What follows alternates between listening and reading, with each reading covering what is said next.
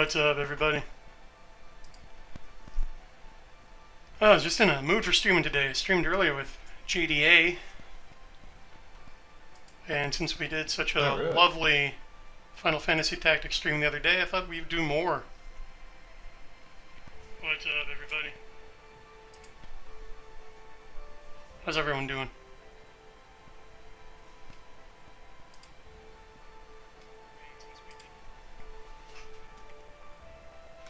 I'm joined tonight by one of the panelists. Why don't you say hi, I'm Brett. Hey, I'm Pierre. Glad to have you.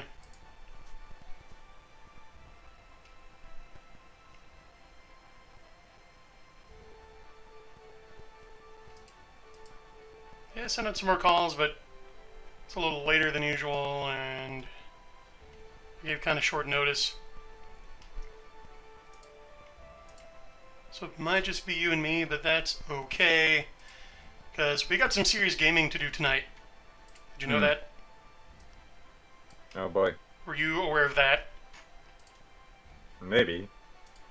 Yeah. So there was a preview of it last time.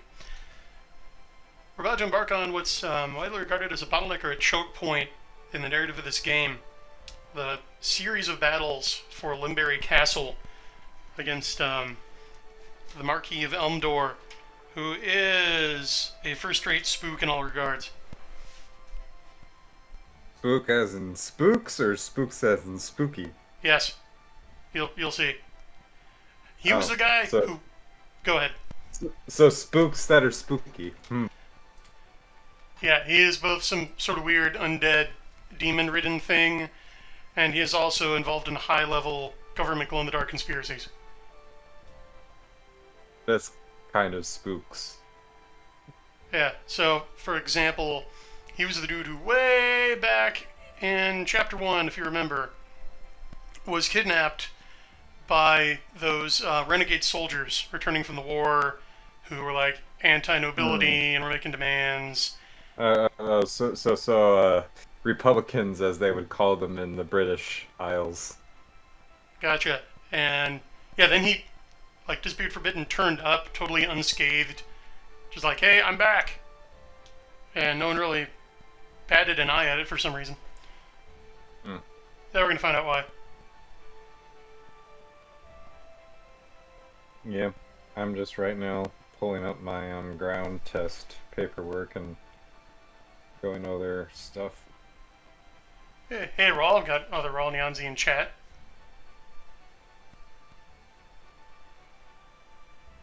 Yeah, it does feel great to have someone appreciate your work.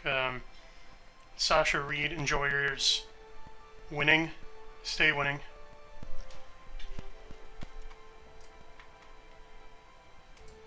And speaking of winning, we have cause to celebrate because Combat Frame Z-Strike Xseed is now officially on the winner's podium.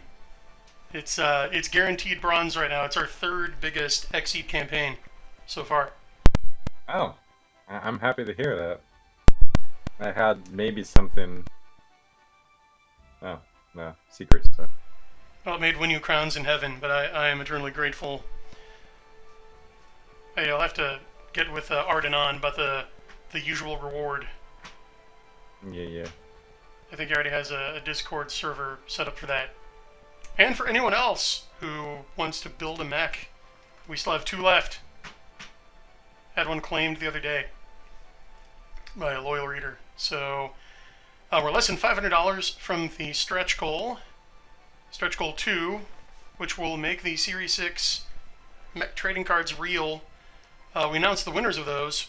The fans voted on them, and the winners are the Combat Frames Pontifex, Phantom, and Kai Metatron, as well as, in a twist, a non-Combat Frame mech, the UCS Sovereign Protector Supercarrier. So that one will be fun to do. I'll have to do a sideways card because it's longer than it is tall. All of which will be made real when we hit 6K. And we have a little more than a week left to do it. Hint, hint, the link to the campaign is below. As I see chat applauding, thank you. So yeah, mash that link. Go get your sweet perks. Back Noob up. Anyhow, with that pitch out of the way, let's get into the game. So the other day, while I did clear the first battle at Limberry Castle in my second attempt, I wasn't too happy with it because I knew this was a battle. Like, the second battle is one where you can get some rare equipment you can't get anywhere else in the game. Final Fantasy fans will recognize the Genji equipment. The Marquis is wearing it, so you have to have a thief steal it from him in this battle. It's the only way you can get it. And he and his followers have some nasty status effects, so I went back to the nearest towns and bought some equipment, which I'm now going to equip, which will help us win the battle and get the spoils.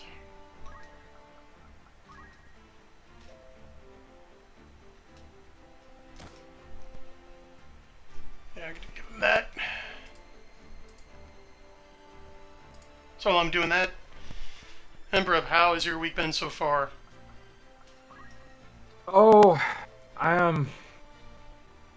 hey, this is my Friday, actually. So besides the thing I was doing for someone that I talked about earlier, I'm pretty much right now just thinking about what I need to do for flight school, and actually I got a little ground training ground school app on my iPad right here that I'm going over, and I've gone over the stuff with my instructor, but I kind of have to like book study it for the paper test. So it's like, yeah, he went over it, but I need to actually like understand what I'm looking at here for the paper test. So there's an app here that has questions that say, hey, look at chart. Do you understand this? Do you understand what weather is? How does the airplane work? All that stuff. Gotcha. Sounds like fun. Yeah, it's good.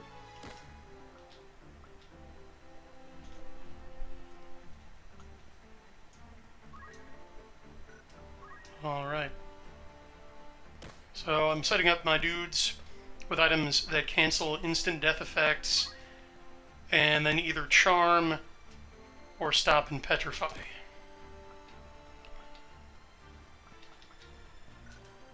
So think of a good there. Now I just need to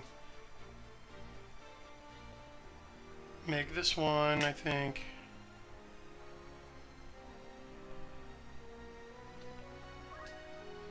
a thief,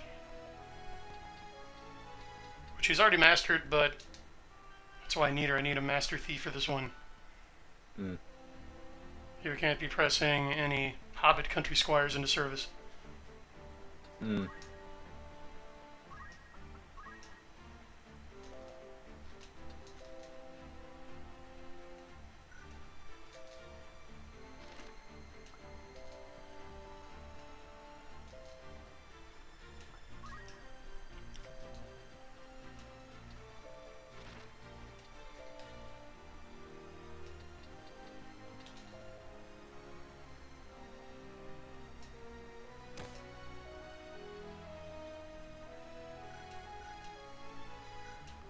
Okay, I think we're looking good here.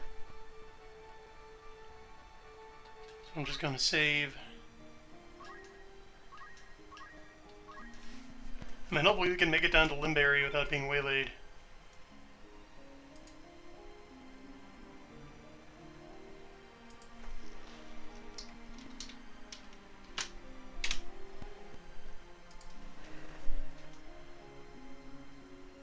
There we go.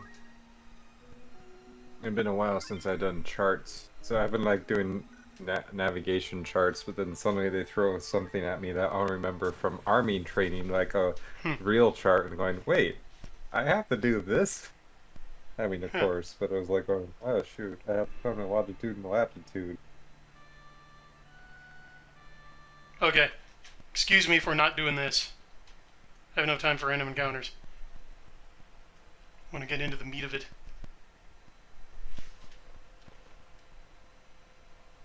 Well, it looks like the weather is good enough. They started up airplane flying in my area again.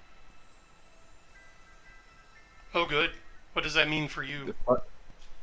Well, nothing for me. I don't have what's called IFR training for inclement or IMC conditions. IMC is initial. Actually, I'm gonna look that up.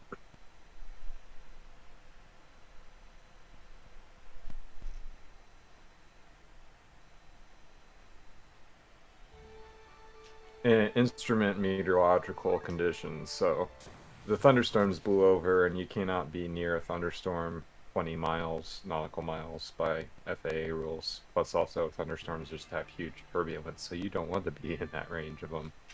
But the thunderstorms seem to have been cleared out enough that the airport, the main one, is at least letting everyone fly under instrument rules again now, because I heard one of the jets come out of the area. Makes sense. So I've wondered, is there like a textbook definition for turbulence? Is there like a scientific term for it?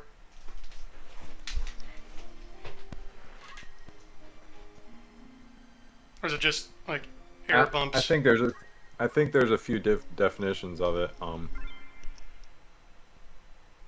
Really, I'm gonna have to look it up. I think the main thing about turbulence is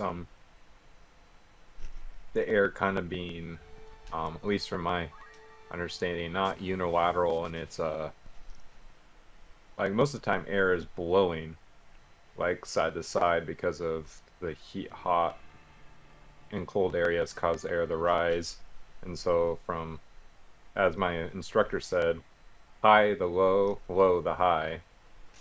What that means is a low pressure zone, the air is coming up to a high place and then spreading out and in a spiral pattern affected by the Coriolis effect. A high pressure zone, the air is going down and then spiraling out in a similar way. And this is what causes wind. So this big circular thing if you're looking from the surface to the ground. So turbulence is where things are just not like wind going one way or another, but it's like bouncing up and down. Because like if you had a downdraft, yeah, you're going to lose a lot of altitude and go down. Not good. You don't want to be in downdraft. But in your updraft, gliders do that. That's fine. But turbulence is basically where the air is kind of just like going whichever way. Like one section is going up, one's going down, or it's echoing, bouncing off a bunch of hills. Like I know when I was flying over a few hills, even at like 2,000 feet above them, you're still like, we're going, yeah, that probably was the hills below and all the air bouncing off of it. Kind of like how air being dirty, as they say in NASCAR. Yeah, you know, for some reason, whenever I would hear meteorologists talk about high and low pressure systems, they always seem to mean the reverse of what the terms sound like. Yeah, that's what my flight instructor said, below the high, because it's really the air going up and then spreading out because it got hot. Okay. But the low pressure is actually due to actually low pressure. That's why they're calling it that. Man, they're just throwing all kinds of random counters at me, but I'm not going to do them. We are saving time by having my soft reset, by the way. Nye. Yeah, the battle would take longer. I wanna save my resources and energy for the main event here. You'll be glad I did.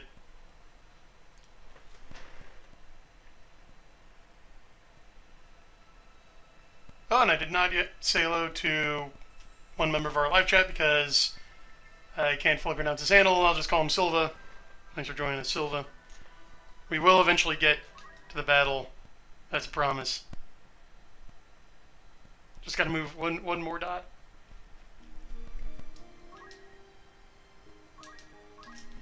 Making progress.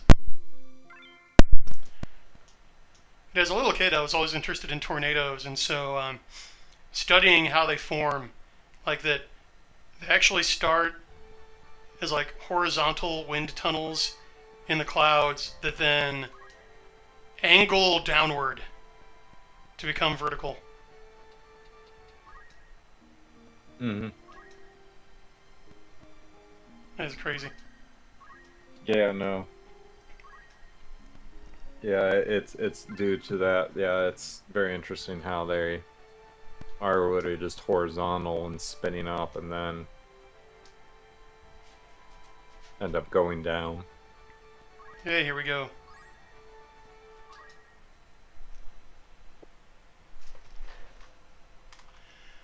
We're doing it. We're having fun storming the castle.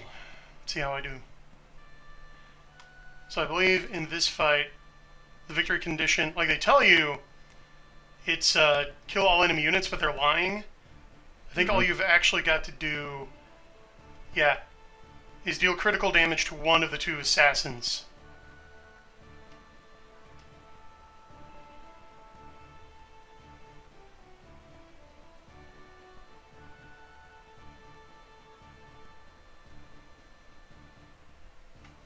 Well.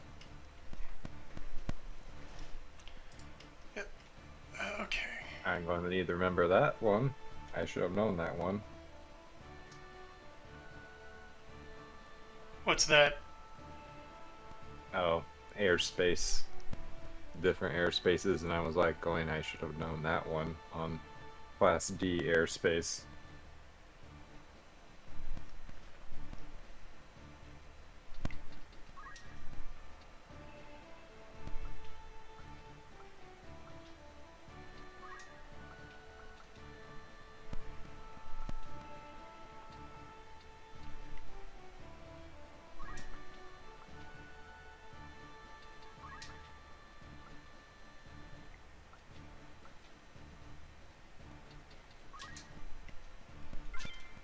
Here goes.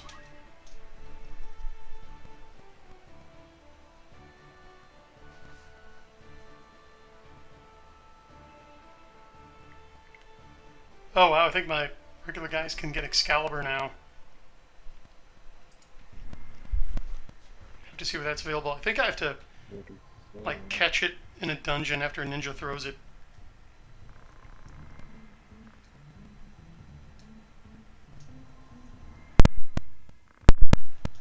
I'm just going to assume we've all seen this dialogue before. I'm going to go through it pretty fast. If you want to see it in full, watch episode 29, which we've linked below.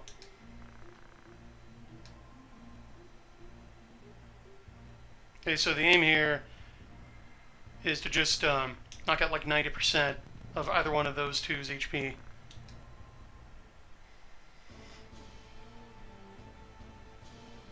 Although there is an interesting trick here, which is that you can learn Ultima.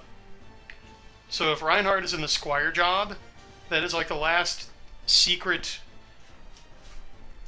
technique that you can learn in that job. And like that's why even if you buy all of the techniques that are available under the Squire job, you never get the Master Star. It's because it's got that hidden secret Ultima skill. And the only way to learn it is to have it cast on you and survive. Well, both of those assassins can cast it. Now, in either this battle or the next one, you can just throw Reinhardt out there in front to draw fire and have them cast Ultima on him. Here, it's best just to get it out of the way and force him to retreat.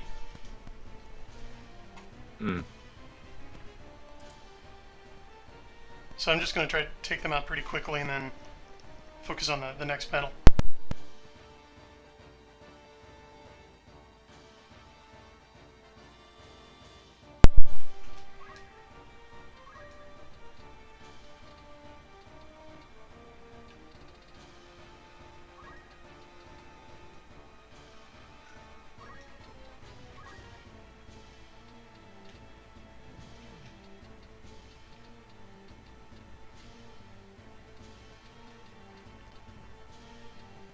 So I need to get him within range.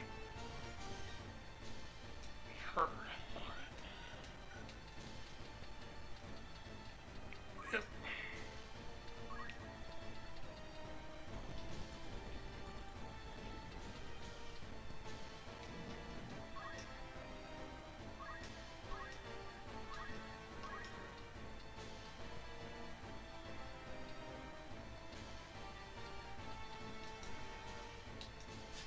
Okay.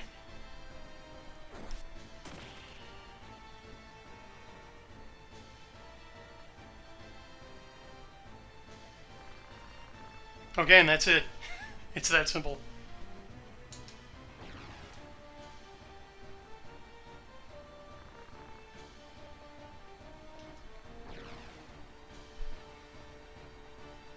Alright, that wasn't so bad.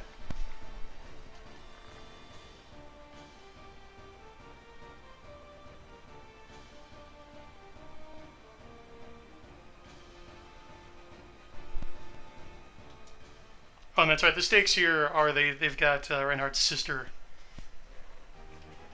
Hmm. And earlier Yeah, they were that's a little high on yeah, and the earlier stakes. they were talking about using her as a host for a demon. Well, that's not the absolute worst, but that's not very good either. Yeah, it's pretty bad. Yeah, yeah. It's on the uh 10 to 0 scale. If 10's the most worst, it's pushing close on a 9.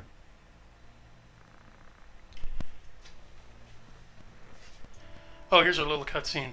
So yeah, there's Elmendor. Kind of bears a resemblance to someone. Mm-hmm.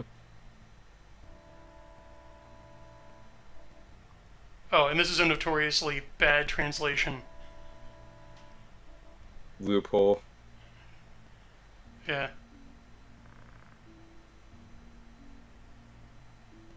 Don't worry about him.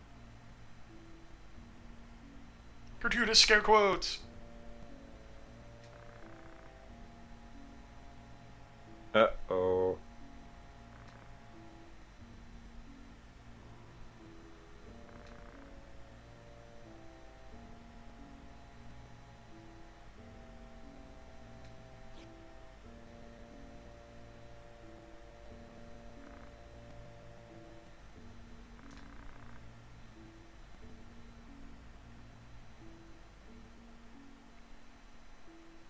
Yeah, so if you know your Final Fantasy summons, he's referring to the Angel Ultima there.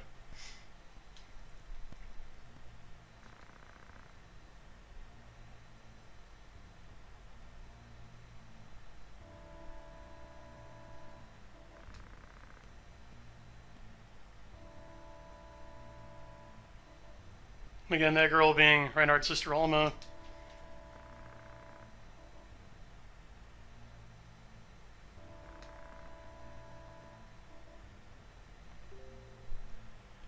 Oh, and you know it's important because they use double quotes for the way to the Dead City.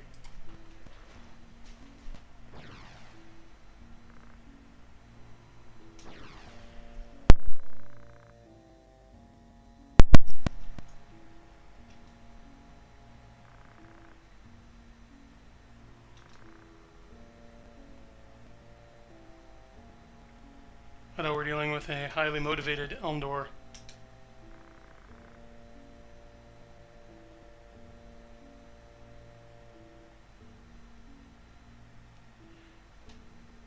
So here's a writing tip. Notice how the bad guys are talking about our character. Readers and audiences always find it fascinating to hear what characters think of each other. So have your characters talk about each other, especially when the people they're talking about aren't present. It builds intrigue.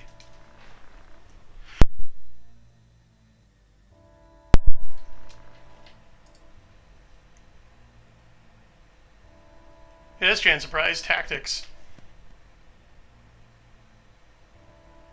Oh, you vaguely remember the plot point? That's all anyone remembers in this game, so you're right there in the curve. Yeah. Is there anything I can clarify for anyone?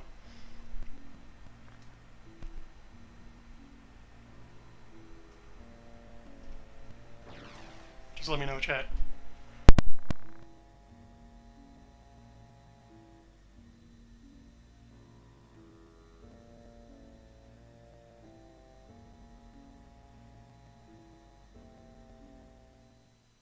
He's going in. How do you think he's going to do, chat? Think Dime Store Sephiroth's going to beat us?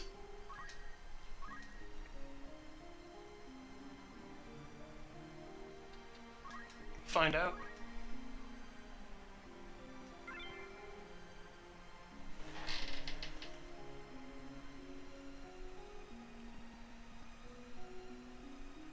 Jan, well, to answer your question, what is a man in a metaphysical sense? A man is a creature with both a free will and a rational intellect, in the broadest sense.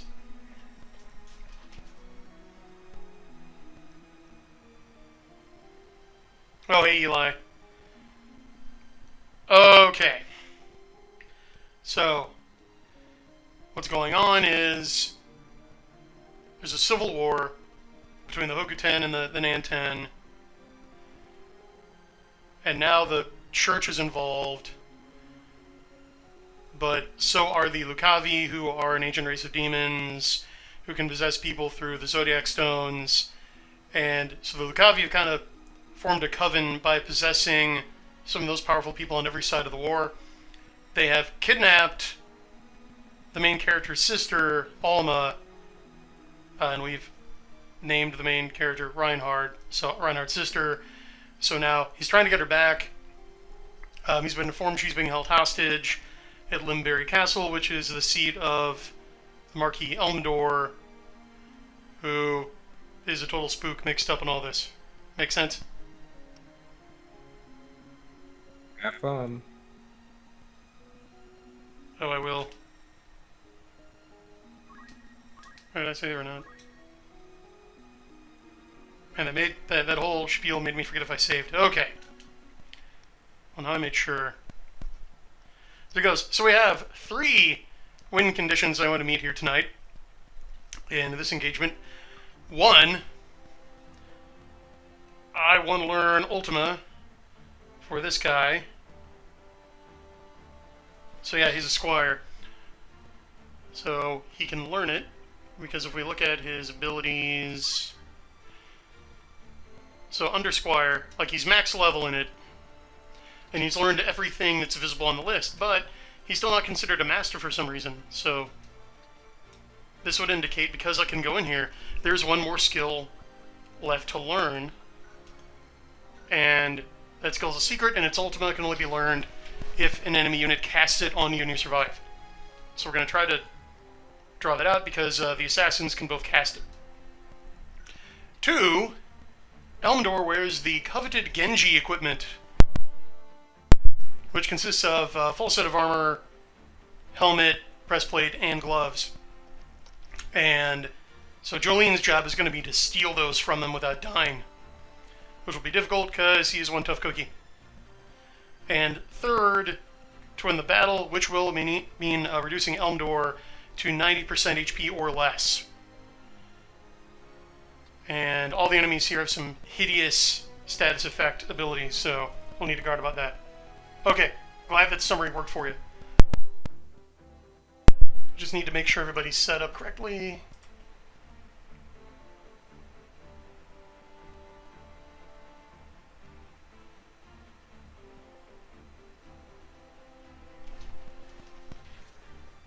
Okay, yeah. So that's one thing I definitely need to do.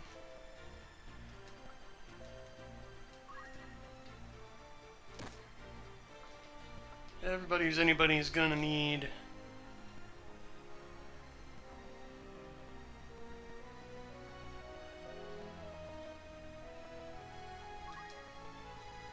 that.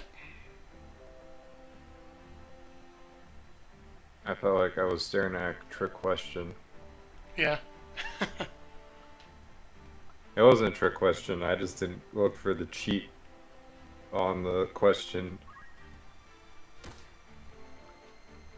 Oh, on your paperwork there? Well, no, the cheat was instead of airspace over an airport, I should have looked for the one that had AGL, because AGL, which is MSL is how far you are from sea level, and AGL is how far you're over ground. And so when it says, so from what position to what restriction in the class airspace over an airport do you have? And I went, I should have looked for the one with AGL, because freaking you would always go off of air to ground, not MSL, because That's how all airspaces work, is from the AGO initially. Fair enough.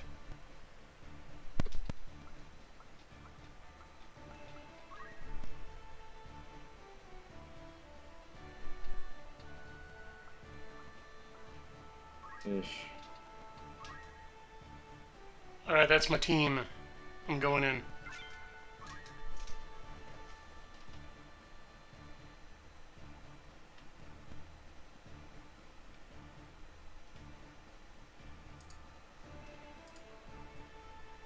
Oh yeah, MechBuster Shepard.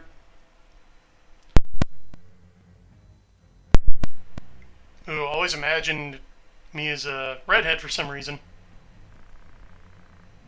Any particular reason for that? Not that I'm insulted or anything with that. That's odd, because nah, I'm a med.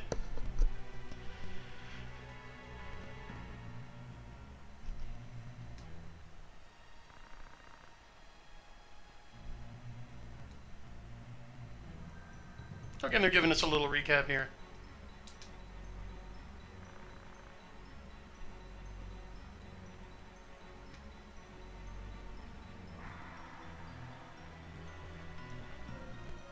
Let's get it on.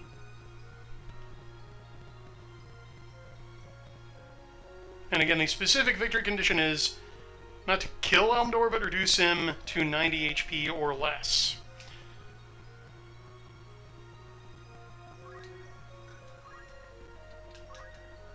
So I'm gonna have Orlando wait. Now the thing to know about Elmdor is he has teleport without error, so he can go to any square he wants every round. Like that. And he's got samurai abilities to attack in an area around him with his sword. With his sword spirit. But that's not even the weirdest thing about him.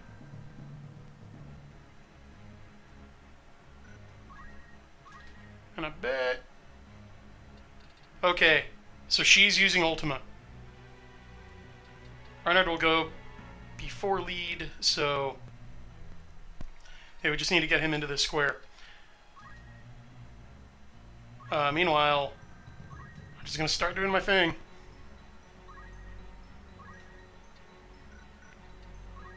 Because if we look... Oh, there's all that sweet, sweet Genji equipment. Look at that, chat. Oh, I forgot about the shield.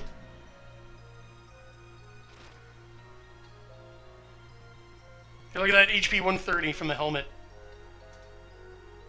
150 from the armor. And then the glove gives +2 bonuses to physical and magic attacks. So it's just good stuff. Now, in my previous run through this, because this is my third try, and I did win last time, but I didn't get everything. And I also wanted to share this with you, the viewers. I did manage to steal everything from him. So... see what happens. It has a pretty low success rate. Let's see. Oops. Okay. Not this time. That was only first try. Get it next time.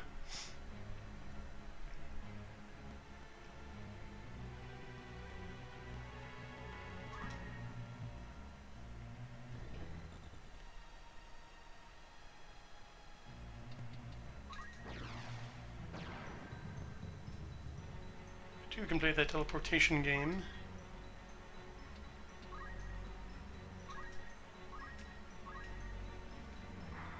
Although, full disclosure, I can't do it inherently.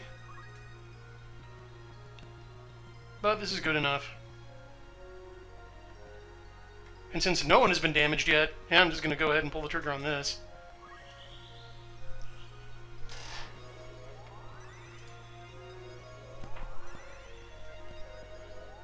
I'll get to your questions in just a moment, chat.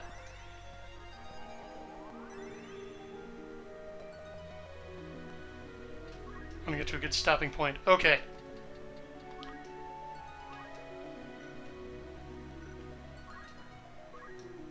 So I know there's a way...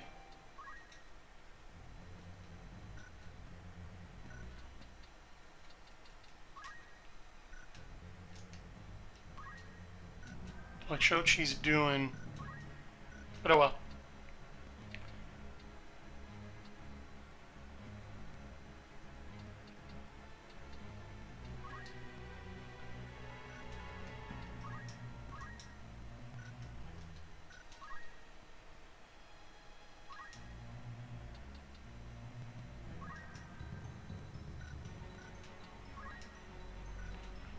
Oh, it's targeted on her. Okay.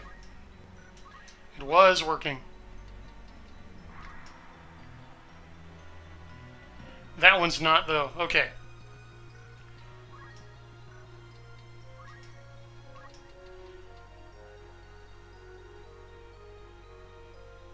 That's why I want this square.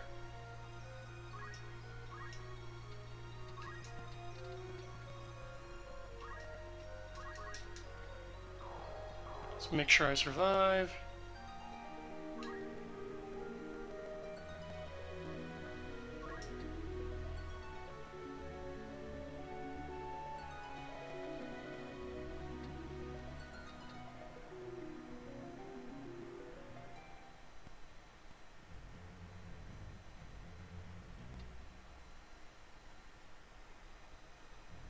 And then, yeah. Try this.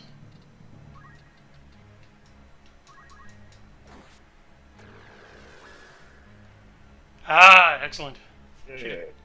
She did not like that at all. Okay, here we go. Oh yeah, that's right. It's the... No, her final form, chat. And she hit the wall hard.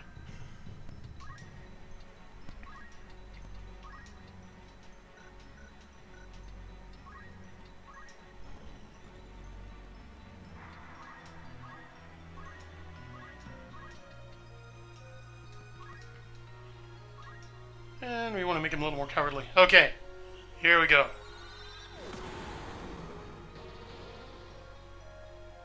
Alright. And he should have learned it.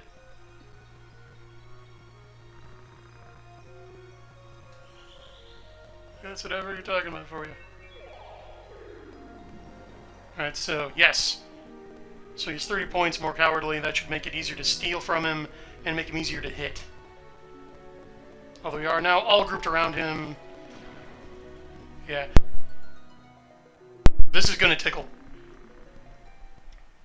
Once I let him finish talking, which I don't have to do until I hit the accept button, so let's look at chat. Oh really, I sounded slightly Irish? Slightly Irish? Yeah, I am. I'm a quarter. Good ear. Okay, Channy, I prefer the amorphous human-shaped object. Let's go with that. When Rolf thought I would look like a young anime guy. You flatter me? But no, I'm Gen Y. I'm no spring chicken. Yeah, Sephiroth the Wannabe does have Big Sword, which I would really like to get. Okay, so on the question of Fae, in my opinion, are they different order of spirits, beings, than demons, or is Oberon, Lucifer, and Disguise? It's all demons, man. Like, I used to be skeptical of the whole, like, Fae and aliens are all the same phenomenon, seen through different legends over the years theory, but Owen Cyclops' epic thread really put all the pieces together for me.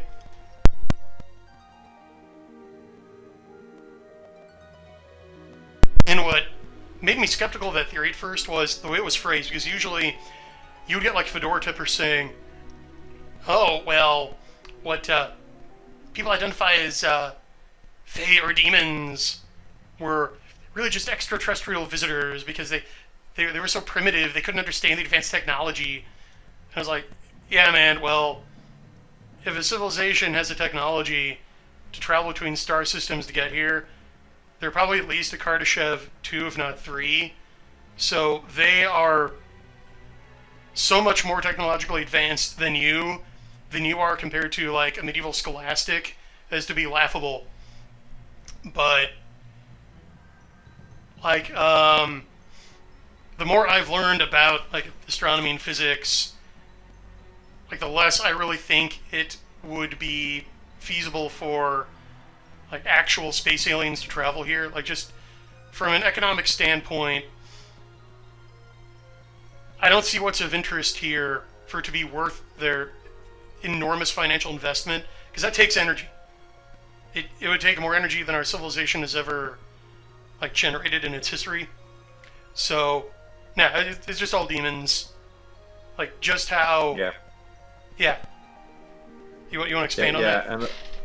And unless you have FTL, and FTL is, and there is some presumption that our understanding of current physics denies FTL, but I have some sneaking suspicions maybe our assumptions about current physics means we don't actually have a good idea if FTL really is possible or not.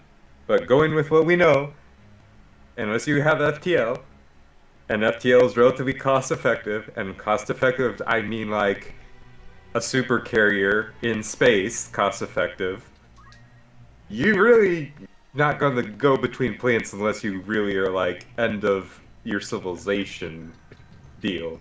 And even then, you could, like, I mean, there's a neighborhood here.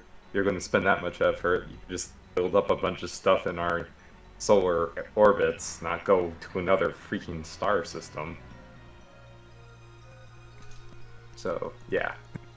The energy cost effectiveness, particularly with oil getting very expensive here. Yeah. Yep.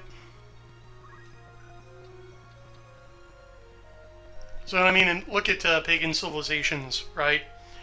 I mean, we know it for moral certainty that they misidentify demons as gods.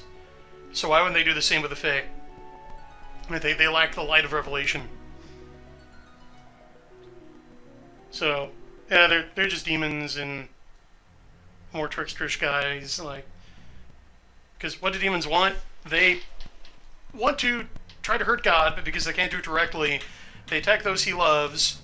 So they try to drag everyone to hell by hook or by crook, and they're constantly probing for an opening. So would they exploit local folklore, even feed it, and take on guises that fit into pagan systems? And, yeah. And now, like, same thing with big men with screwdrivers, Campbellian futurists.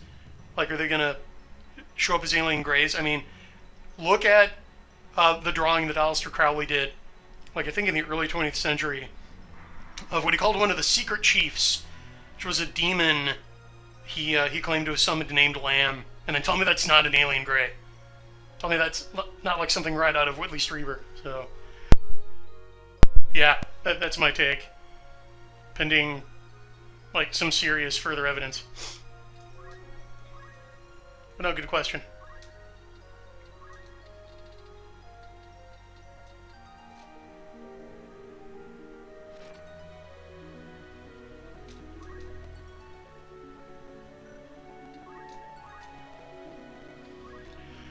So, first order of business is going to be, oops, to cure Orlando of his confusion. There we go, because we do not want that.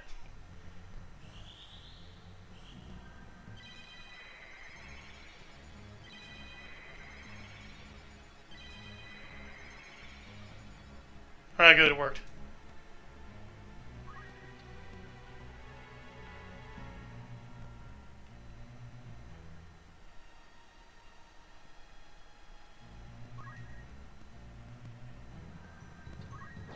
Yeah, I'm just gonna move over here.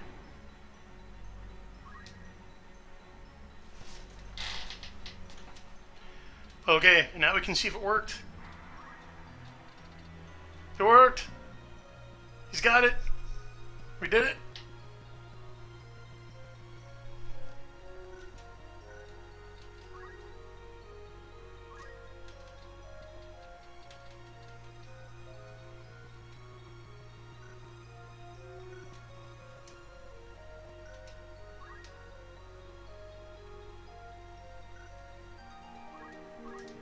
So there should be a way that I can...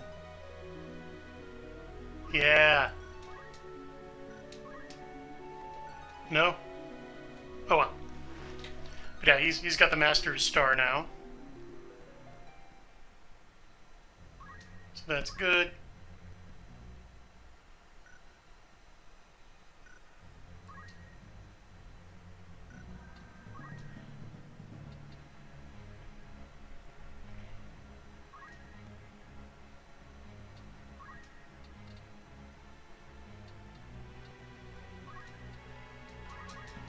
Let's bring back our thief.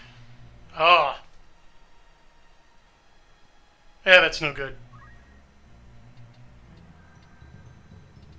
Oh well.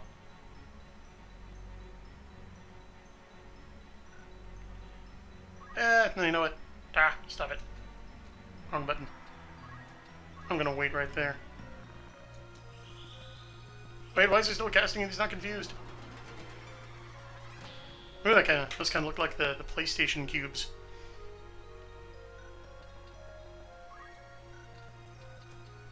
I'm all out of sorts now.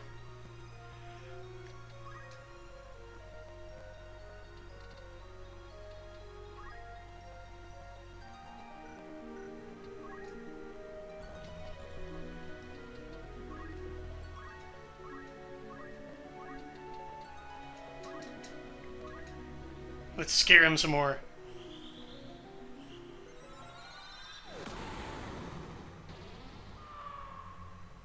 Oops.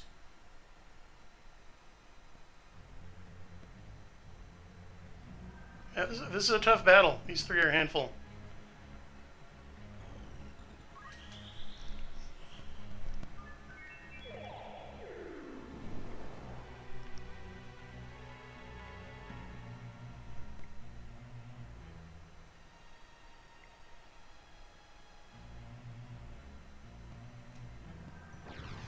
Where is he going? Oh. Oh.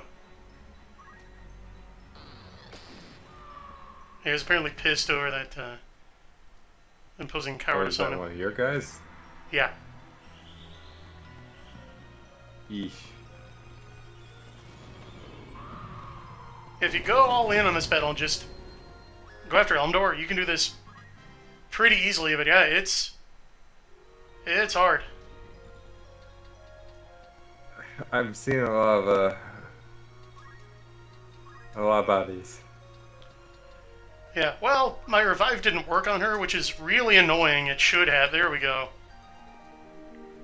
Like, I really do not appreciate games with magic failure rates where, like, oh, like a single target spell can just miss.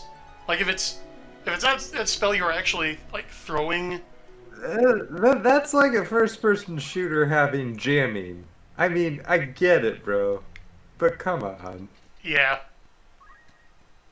It's not cool. Oh, this might take 2 tries. But yeah, man. My first 2 times through this, I stole something first try every time. Oh, I didn't really do a lot of damage to her. If I can get her back up and get her healed, we'll be okay.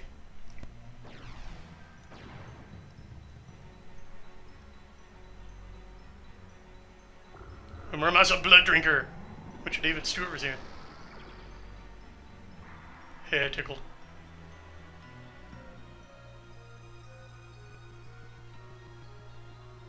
And unfortunately, in order to learn Ultima, I had to revert Reinhardt to his suboptimal job. Alright. A little more gas in the tank there.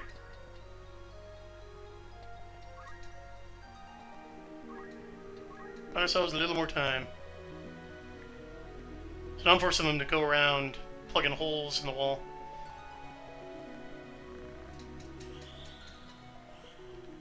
Oh wow, they can reach all the way over here. Impressive range on that. Okay, that's it. Well.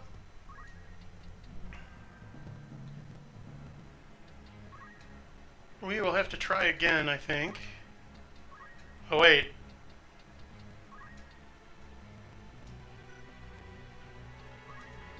There's one more chance. Okay, never mind. So there you go. That's how tough that is. Yeah, I just had some bad rolls basically. I'm seeing I'm seeing game over. Yeah, I think Golf, that's like the fourth time. golf Oscar. Oh my goodness, I've been a little distracted with my studying here. Oof. You've got to be Golf present. Oscar. You got to be present to the stream. Mm. But no, I figured that would happen. This is experimental. Yeah, yes. Airspace charts are so fascinating. Not. Yeah.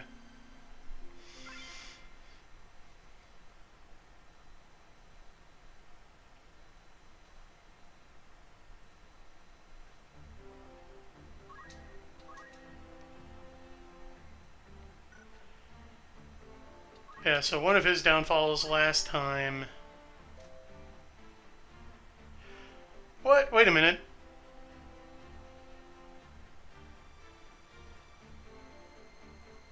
Oh, that's right. This is before... I changed that. Okay.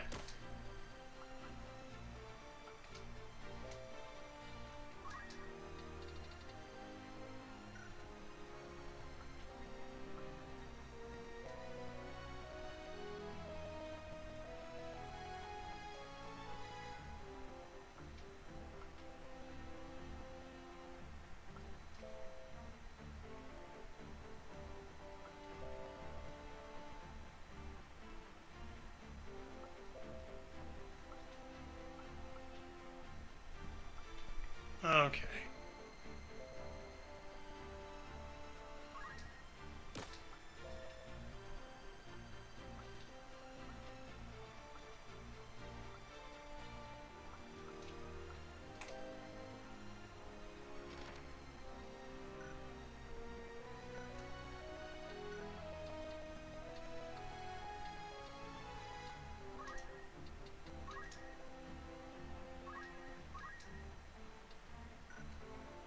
I just realized my air sheet's out of date. Oh, yeah? Yeah, it talks about daylight savings, and if I remember right, we got rid of that this year, so Oh, did that that's already almost happen? not a factor. Yeah, that's no longer a factor on our sheets, having to kind of know both daylight savings and non-daylight savings for charts and everything. Oh, I did not realize that went through.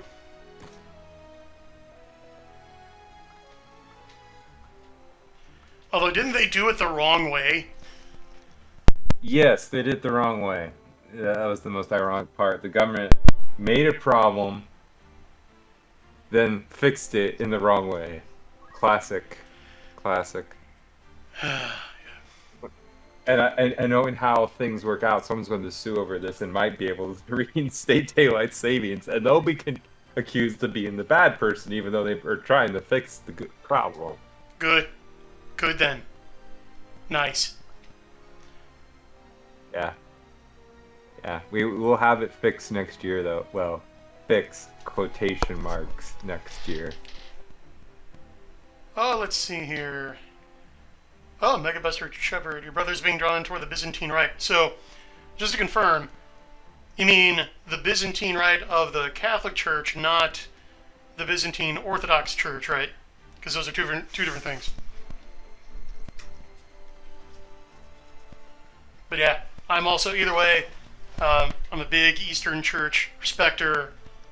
I'm a fan. I do profess that the one Holy Catholic and Apostolic Church is the true church, in which subsists all that Christ intended, but they're really close. And if it's the Byzantine Rite of the Catholic Church, they are not Catholic light, as some say. No, they're 100%. They just have their own way of performing the Divine Liturgy. Oh yes, the Byzantine Catholic Church. Yeah, outstanding. Yeah, that's a real deal. So praise God for the grace of conversion. I'll definitely pray for him too. Yeah, welcome home, for him. Now, so was he Latin right first? Or what? What is he now, if you don't mind me asking?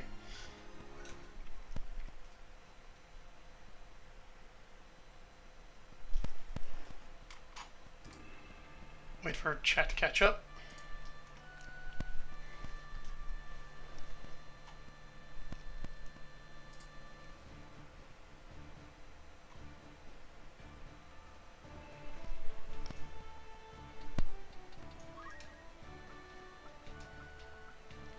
While I arrange my dudes.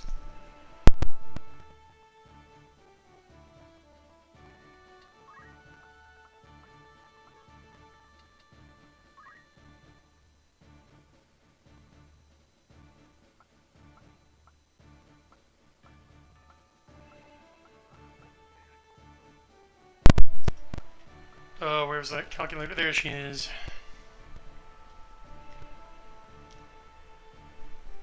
She's a summoner right now, but she's also a calculator. She's a double threat.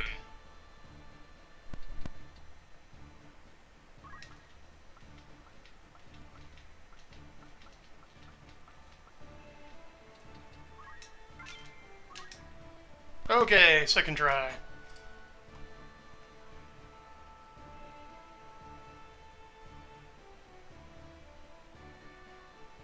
Oh, okay. So he was Latin right, and now he's going to the Byzantine right. Yeah, I mean, what few people realize is that like any priest, so like Pope Francis could just declare himself by ritual tomorrow and be like, hey, I'm going to be also celebrating the Byzantine rite tomorrow, and then yeah, and just celebrate both the Mass and the Divine Liturgy, and it's fine.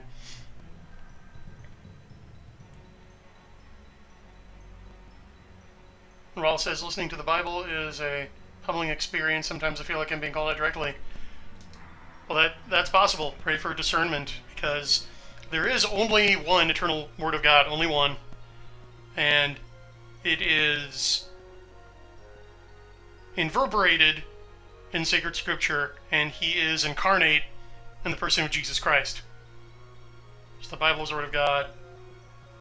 Christ is the Word of God. It's just concretized in two different ways.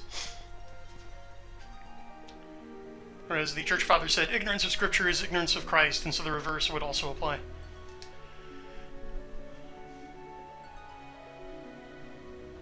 Knowledge of Scripture is knowledge of Christ.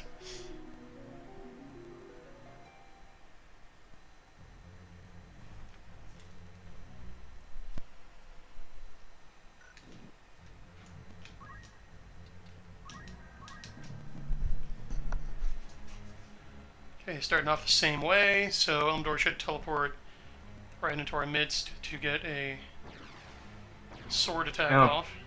Yeah. Well, I did some more research on the whole thing. It was the Senate doing useless Senate things, and it's stalled in House committee. Huh. So like normal, even a good bad idea doesn't even get done. Yeah. By the way, in case you didn't notice there, oh, now they're making with the status effects. So, yeah, he's apparently a vampire because he can suck blood and turn my units into vampires like he just did to my thief. Oh no. Yeah, so there's some weird stuff going on with this dude.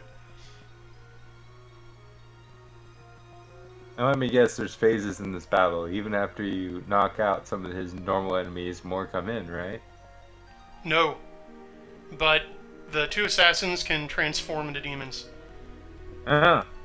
So the stage 2 of a battle. I was playing some Bayonetta 2, and I was just like going, this fight's going great, and then the boss has a third phase. After the second phase. And I went, oh, here we go again.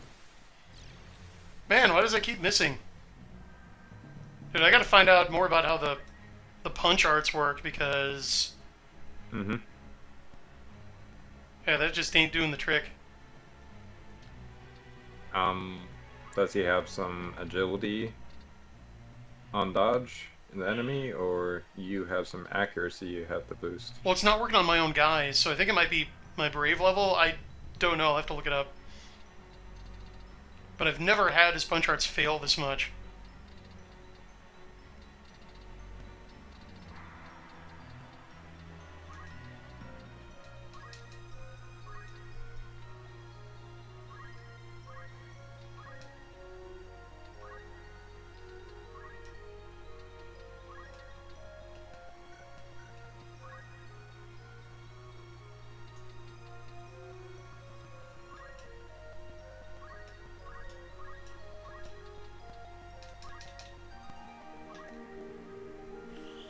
Alright, let's get my calculator unfrozen. That should help.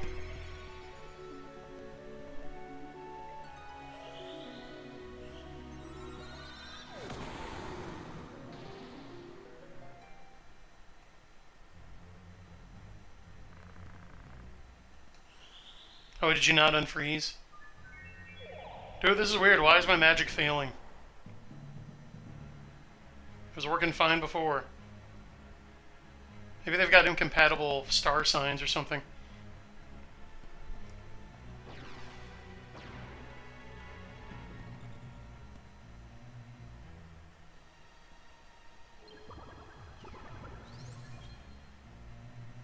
Oh, wait a minute. I could have sworn I equipped him with the item that prevents that.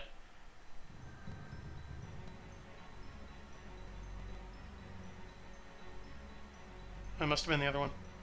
I need some ribbons for this. Yeah, they're exactly exploiting the status effect openings all my characters have.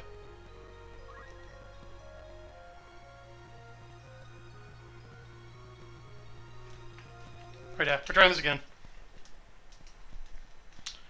Oh, it's a new hell each time.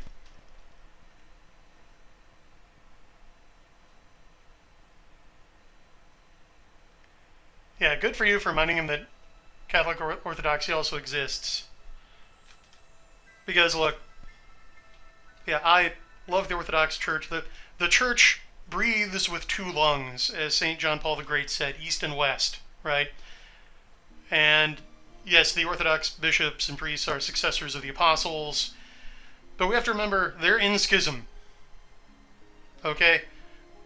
Now, is that sin attributable to those living like almost 1,000 years after the Great Schism? No, not necessarily.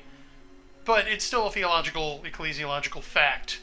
And really, the magic bullet argument for Catholicism over and against Orthodoxy that I've yet to hear a satisfactory answer to is, like, okay, bro, so if Rome defected from the true faith, but if belonging to the true church, if following the teachings of the true church is essential for salvation, as I believe the Orthodox do uphold, because, you know, they subscribe to, I think, at least the first 5 councils, then, okay, which patriarchate am I to bind myself to then? Because the one that everyone, going back to the fathers, held as the most authoritative. And you can find church fathers from like the first 3 centuries of the church affirming that, yes, where Peter is, there is the church. The Bishop of Rome has primacy. So if the single most authoritative see defected in the 1000s AD, okay, which one do I go to? Is it Constantinople? Well, that's the youngest one. Like, that's a relative novelty.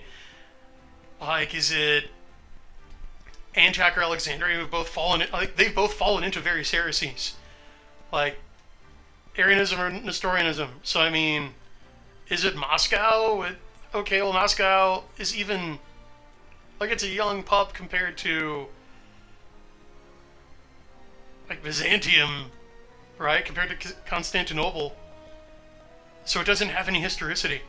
So it's just No, as a historical matter, like if Rome defected from the true faith, then I mean, then that's it. Then Jesus was mistaken or lied when he promised to preserve the church from all error. That's just how it is. But thankfully, I'm also just as convinced that Rome has never defected and has never solemnly taught error on an essential matter of faith and morals.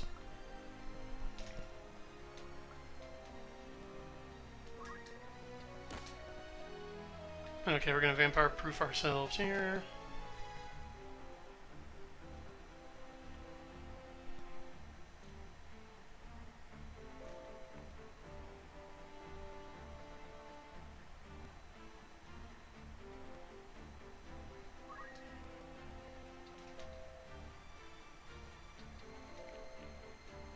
Okay, which is the one I'm looking for here?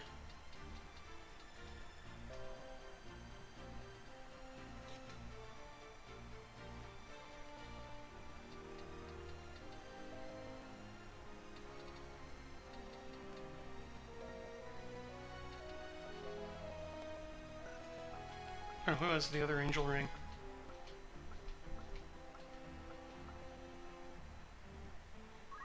Yeah, he doesn't need that. Okay.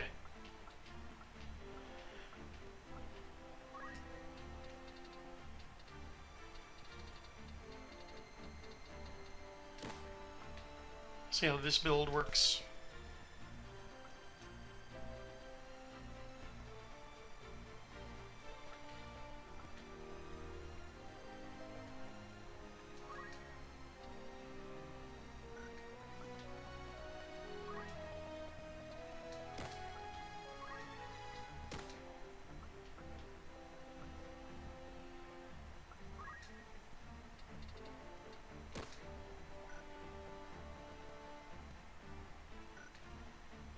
I found out on one test question I was doing. Well, not test question, these are prep.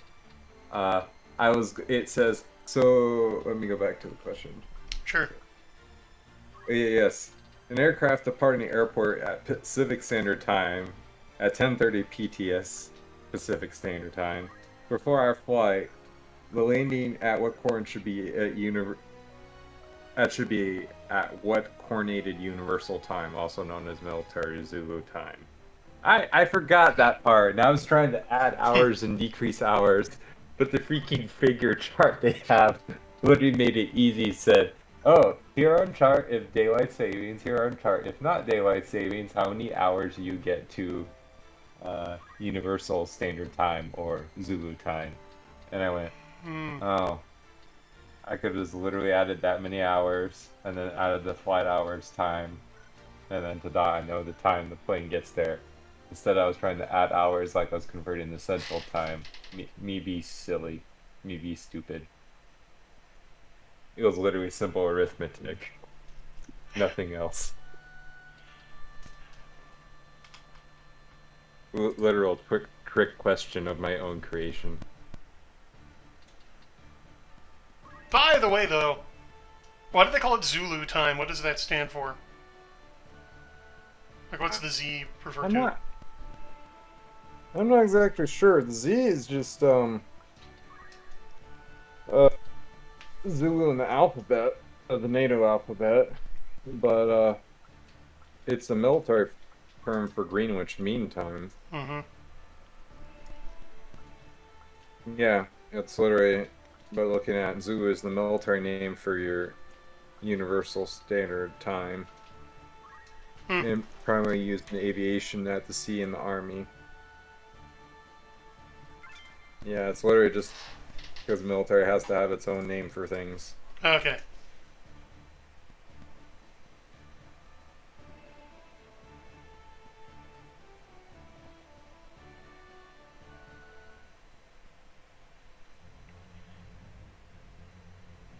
Oh, that's interesting. So Chan feels that when he hears divine messaging directly, it's in the form of music. And is that, well, as Augustine of Hippo says, he who sings once prays twice. So, yeah, and the heavenly choirs of angels The Psalms of David. That could have juice. Oh, Zulu is short in for 0. Okay, that makes sense. Mega Buster Shepherd, yes. Like, I too, I join my prayers to Moscow avenging Constantinople's fall. Next year, Byzantium, my friends.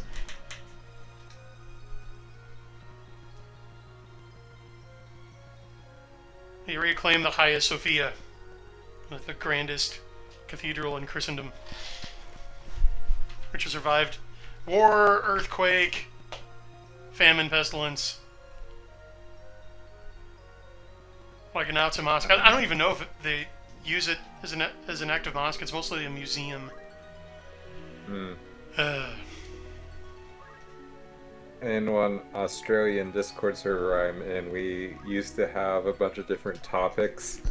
That was like, one was like about the current situation in war, the other one was about China, and then one day someone said, wait, all these are basically war, famine, pestilence, and death, just a variety. How about we just name this section all that? And so, this section, besides, there is one exception to the war, famine, pestilence, and death in this section of the Discord.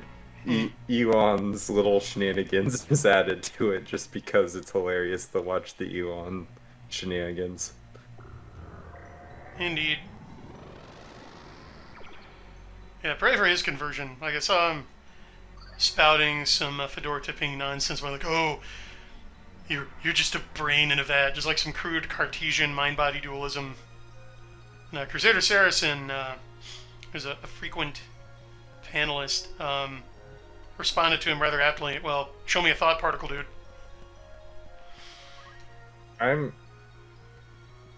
I do find that interesting coming from him, considering he's way more fit than Jeff Bezos is, and Jeff Bezos is way more fit than both of them were back when they were more tech bros. And that actually, the joke about the Gym Bro Twitter people being the people who have called almost everything right is because, well, body and mind are highly linked. Hell, I think there's actually a meme or something I saw about the muscled monk being the wisest person in the room, or the old farmer soldier of Rome, who's the wise person that you call up when you need. And there's a literal emperor, I can't remember who, was literally that. Basically, Yeah. A monk emperor that was wise, fit, and capable, and he mostly just wanted to be left alone in his farm. Well, everybody forgets that the ancient Greek ideal was, it wasn't the philosopher or the athlete, it was the philosopher athlete. It was both. Like, Aristotle's prescription would be that you spend the morning like running laps and lifting, and then the afternoon reading poetry and philosophy, right? Mm-hmm. And sana in corpus sana, right? So I think Socrates and a few others were notorious for actually being a literal definition of Gym Bro Twitter. Like, they were crazy fit, and then they were philosophizing and getting in trouble with the philosophizing. yeah, I mean, they would tell you, look, if you want to study philosophy, first, like, go get fit, make sure you're physically healthy, so your mind's healthy, then go study math for like 10 years, and then come back to me.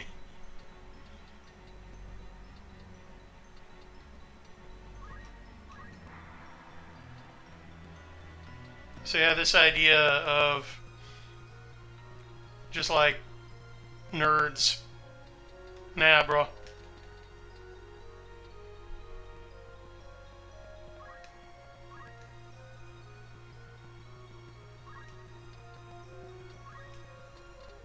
Either jocks or nerds. No, it's both.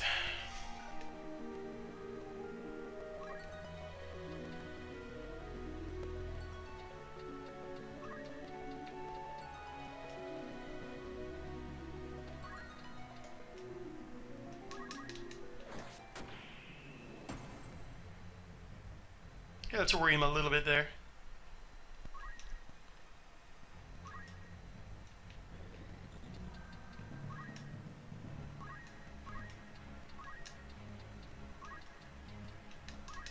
Perfect. Okay. Ooh, time to learn Ultima. What? Oh, wrong one. Hmm.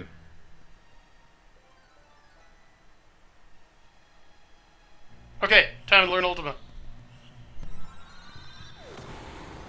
Oh, hey, Matt.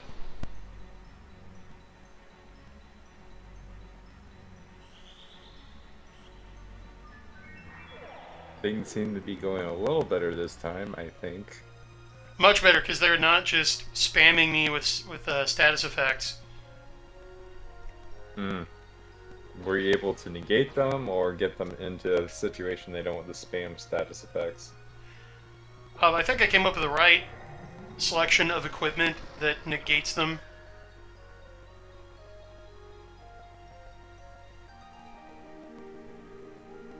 But yeah, man, I really am just having worse luck than when I was doing this the other day. Oh, here we go.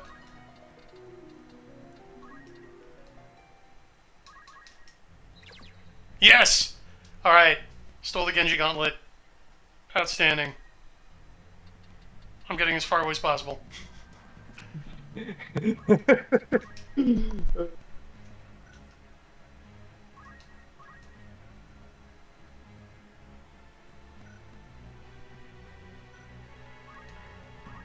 Let's see what's happening. Uh-oh.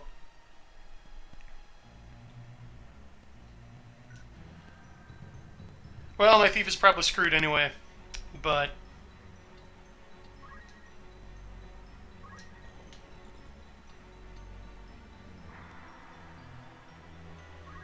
let's at least get the calculator back online.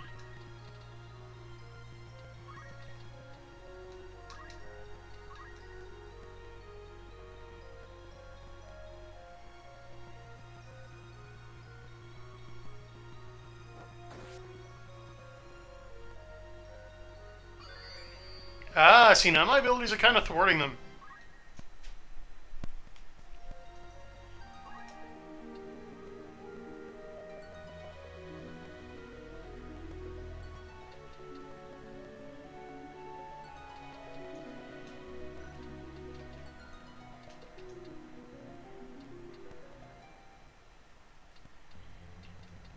I don't think I can kill her in one shot. What have I got here?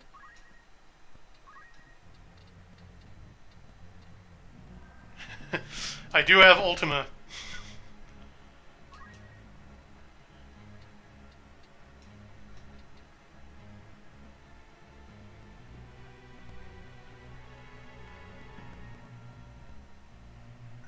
Yeah, why not?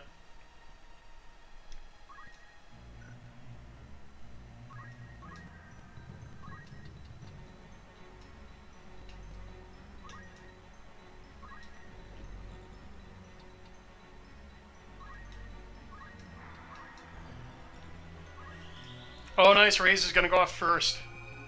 Okay. So everybody's alive for now. Okay. Well, that didn't last long. That's okay.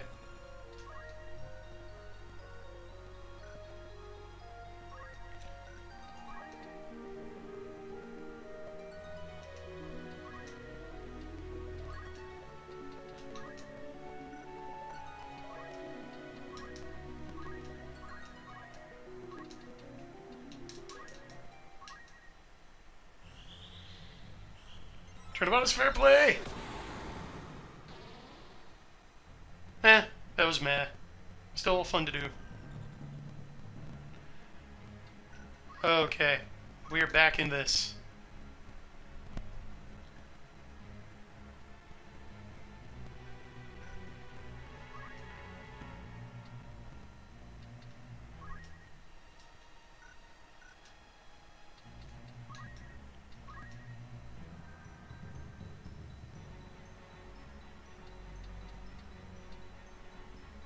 Yeah, I think I'd better kill one of them. So...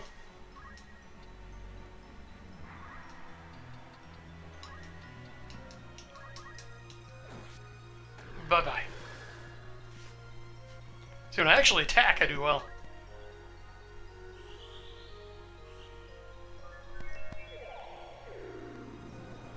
Oh, good night, Rawl.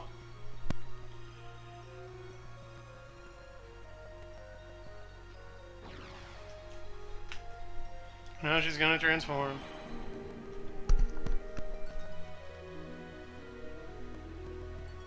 Ooh, he's pretty hurt. Like halfway down. Nice.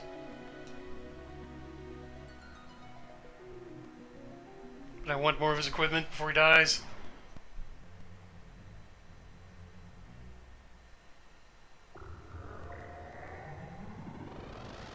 That's probably going to take out my calculator again. Yep.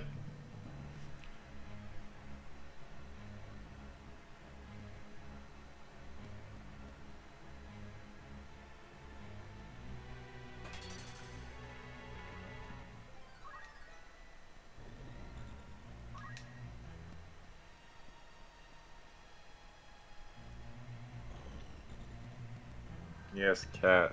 You're very cute. You can sit up here. Oh, isn't that nice?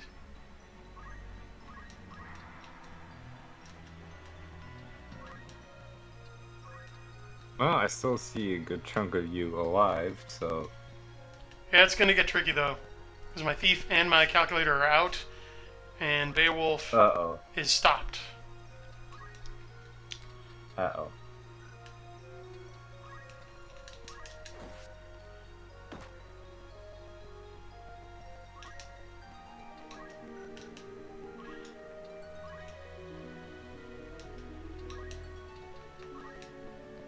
But we're going to take one of them out.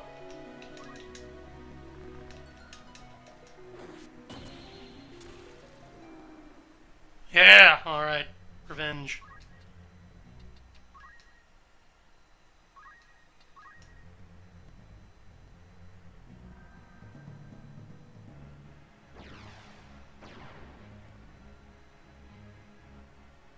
I was going to try to bloodsuck him.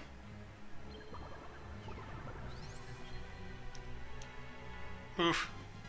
That did suck.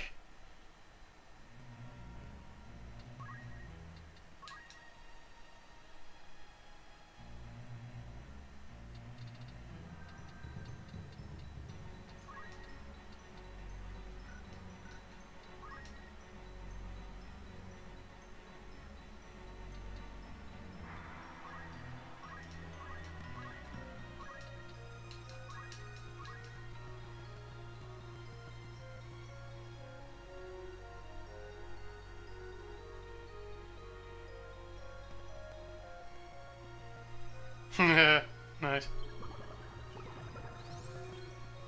Little dabbler, you never hurt anybody.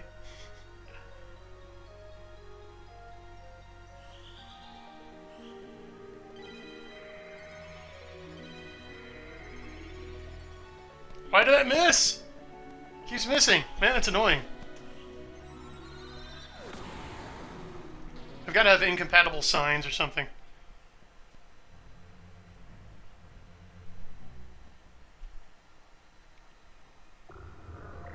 What's funny is I might end up winning this battle. Ah! Pikachu face? Yeah, he's gonna run away now. So you whacked him hard enough he doesn't want to play. That's hilarious. Exactly.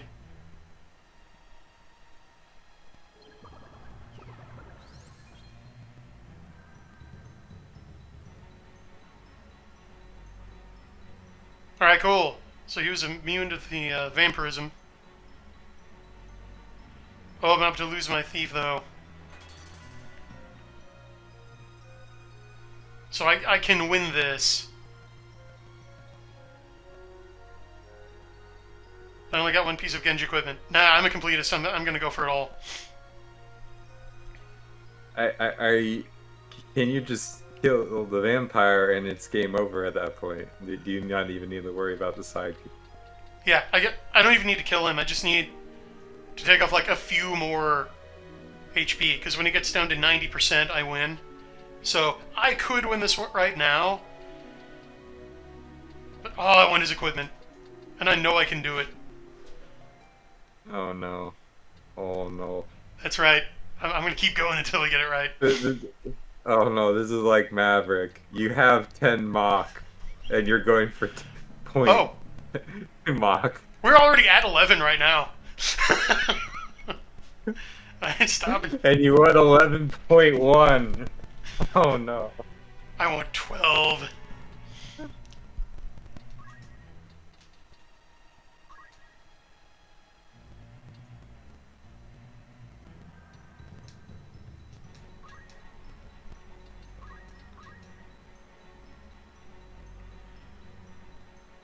Yeah, he's just waiting. Oh! Lost my thief. Okay, there's no point to this. Alright. Well, still, I think I've learned valuable lessons. I think that was the right build and the right formation. Just, it had a couple of bad turns of luck. Uh-oh. So I'm going to look up, like, what determines the success rate of these abilities. I see. Yeah. Won't take long. I've got it pulled up here. Meanwhile, I'll check the chat here. Yeah, if only Sega could still make a good Sonic game. Ah. We're post-Gaming Ground Zero, buddy. I don't know what to tell you. Sega is really just one step above Atari at this point, just really a holding company for IPs. Square is pretty much that. Sega. Oh, Sega. Yeah. Yeah, Sega pretty much is.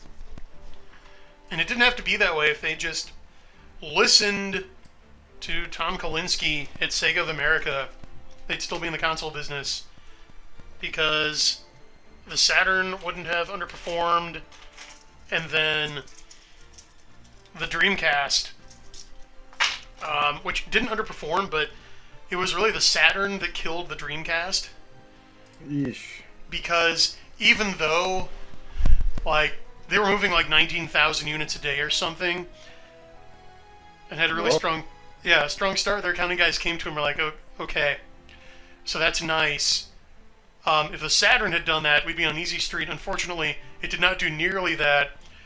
And in order to overcome the shortfall caused by the Saturn, you would need to sell, like, I don't know, 30% more Dreamcasts than you are, which you're not going to do because we, like, don't have the marketing budget or distribution. So, like, you can keep selling it, like, you can keep producing and marketing Dreamcasts, and which will mean by the end of the year, like, we will be this many tens of millions in the hole and possibly have to go bankrupt.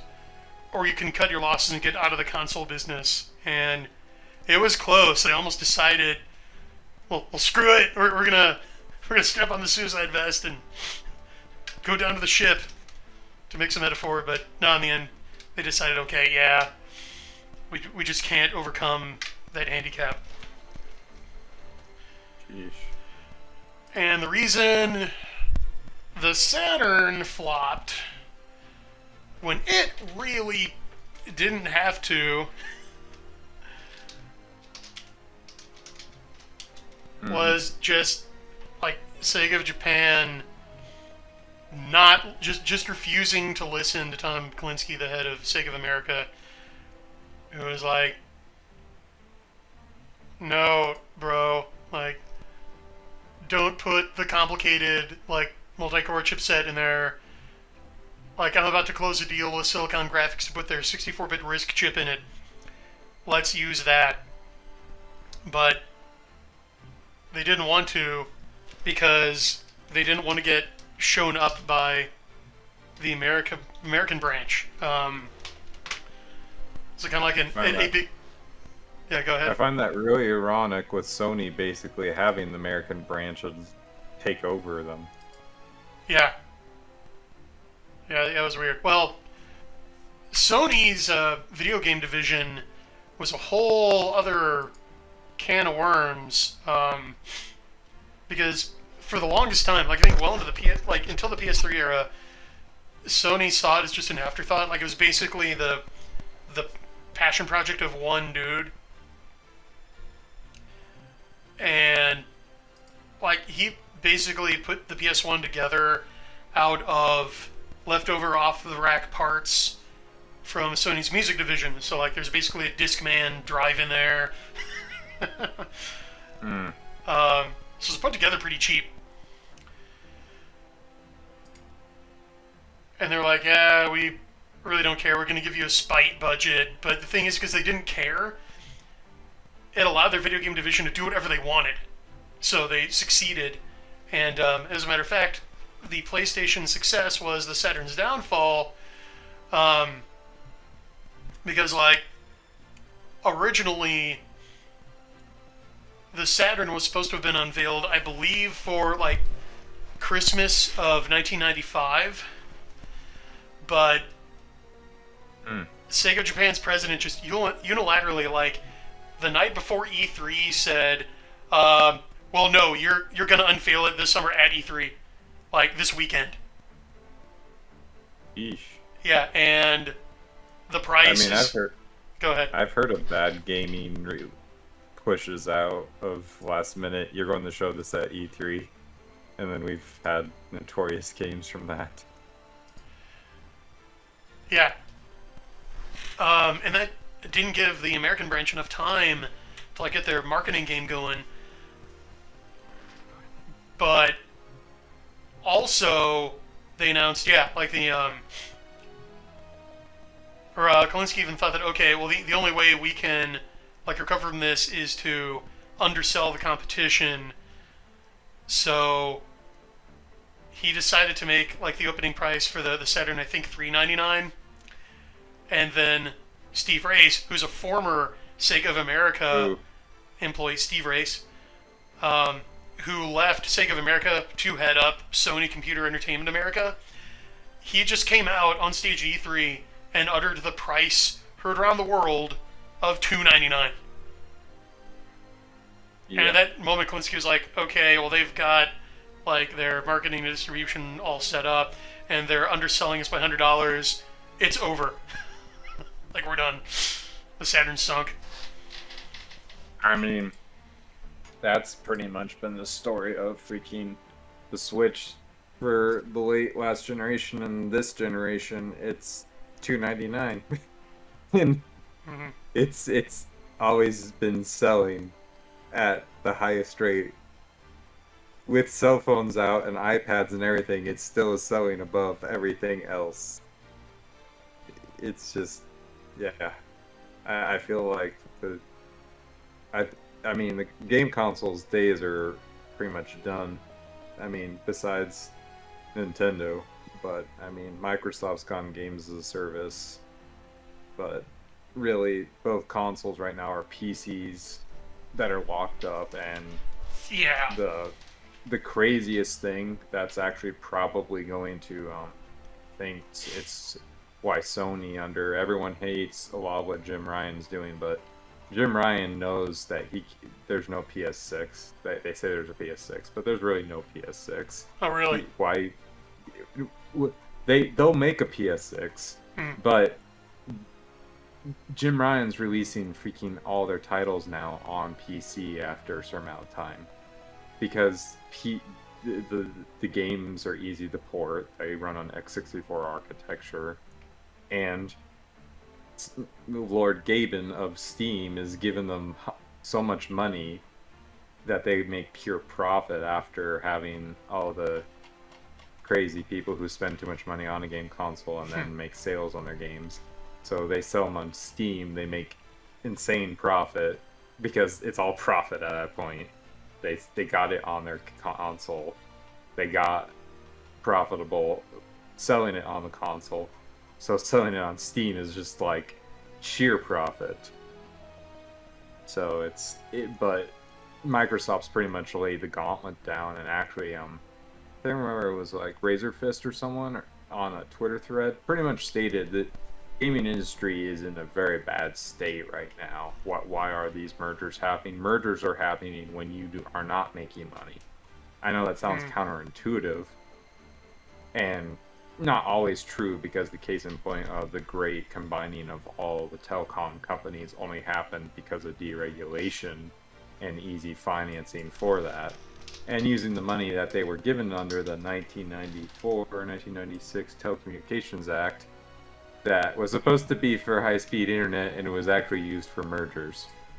But besides that scenario where you use a bunch of money you were given and tax breaks to buy out all your companies, a lot of times mergers happen is when you can't make it, your buddy can't make it, and you're both going, can we just like combine things? Because we both can't make it, but we might be able to make enough money together to not die.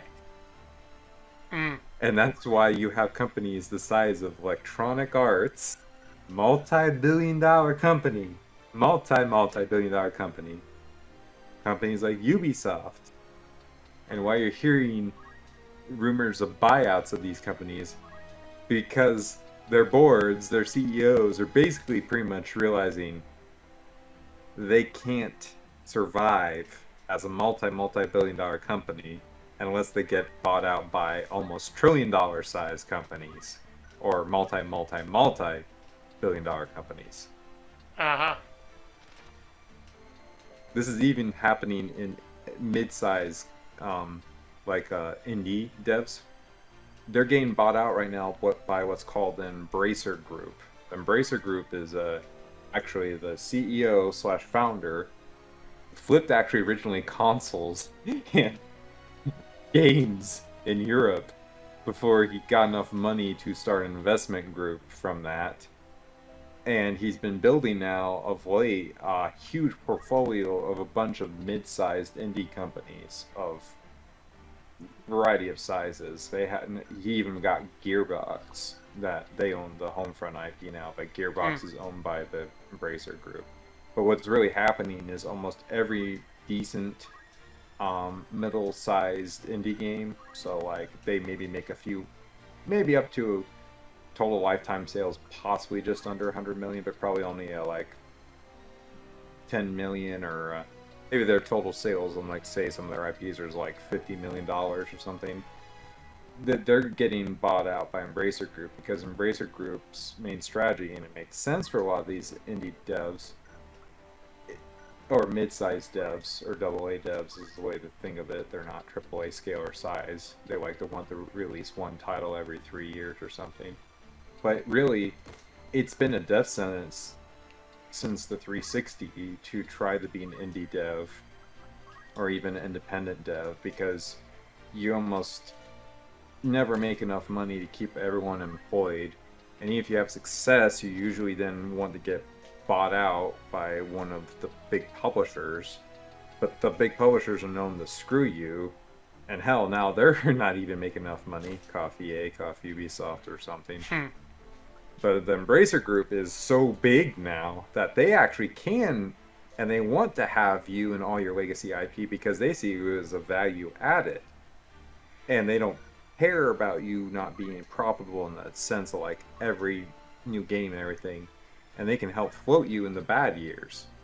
And so, but this is more of a sign that the industry doesn't make enough money, because you need to have this scale of, what was it called? I can't remember the economic term of scalability when you need this much size to be viable, which is actually a sign you need it. So like when Doom came out, or like in the 90s and early 2000s, strange around a date that you had a bunch of Twitter stuff about, cultural ground zero, you could make money. You, as a few people, as a dozen studio, as Squaresoft with maybe 100 people up to like 2007 or something. Hell, the guys who made Call of Duty famous around the date you mentioned in Twitter. Um, they were pretty much, yeah, Activision, which actually Activision came from the people who were originally at Atari. That's another story from another time. But they were basically, but still a bunch of essentially gamer frat bros that just made one of the coolest, insane games of, probably it's still held up as the modern game, Call of Duty Modern Warfare, all three of them, and Halo 2 of the same era. But they really were still just a bunch of people who were really good at this stuff, and they knew they could make money, and they made an insane amount of money, and the profitability was out the wazoo. And you didn't need that much scalability, relatively. Like, I mean, scale of size of a company to support you. It was more of like, how do we make enough pizzas? Not how do we survive? So, but that's kind of the thing. That era is over, really. I mean, you need like huge backing. I mean, it's weird. You can have indie breakouts and people who do make it and such, but it really is coming apparent that the gaming industry is kind of not healthy if it needs these mergers and big companies and buyouts. Yeah, Chan is pointing out that it's really ironic that these studios like still can't stay solvent, even though the gaming industry has more money in it than ever before. And I don't know, the usual suspect here, the most obvious would be AAA blockbuster syndrome, where oh no, every game's got to be a whole production and it's got to cost more than a Hollywood movie. Yeah, and actually, to add to that, Chan, a lot of that money is mobile money. It is not in AAA. AAA has almost not gotten the growth people think it has. And of the big AAA games that you think big, like Fortnite, Warzone, these are recent games, Apex Legends, all these are free to play. They're not big box AAA games. They are free to play games that either politely they grab into your wallet every month for $5 to $10, or more unpolitely, in the case of like the loot boxes and such, they pull hundreds of dollars out of whales per month. I might or might not have experience with a certain company named Riot Games on this, but but yeah, it's those games and more of those models free to play are the only reason money is flowing so high as it is. And the scary truth is, though, most of these games though are zero-sum games. If you're a free-to-play game, as software as a service, they like to say games as a service, but it's really software as a service model that they're doing. They're just trying to rebrand bigger software experience thing. But if you're doing software as a service, you are in the gaming industry needing to keep people in your game. And keep people in your game, it becomes zero sum because there's only so many X amount of time people can have in a day to play a multiplayer game, because almost every game I mentioned is multiplayer or mobile that want to be time sinks.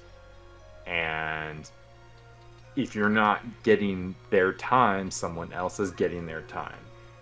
A gamer of old, and I did see one kid who he got like all the PS2 and 64. I wish I had it. I didn't, but I got to play some of his. He could play all these games. He could support all these other companies because, yes, I mean, he might be wasting a lot of time, but it's not total zero sum because X game only lasts so long. That X other PS2 game only lasts so long. X other game only lasts PS2 or so long. Hell, most of the time it was trying to scrounge up enough money to play all these games, not actually the time to play them. But that's not the case anymore. Everyone's literally stabbing each other, figuratively here, over the time sink. Because if you don't have the time, someone else has got the time. And Netflix, who's not doing well in stocks right now, said their biggest competitor after sleep was Fortnite. So, yeah, it's literally fighting over people's time now in the gaming industry.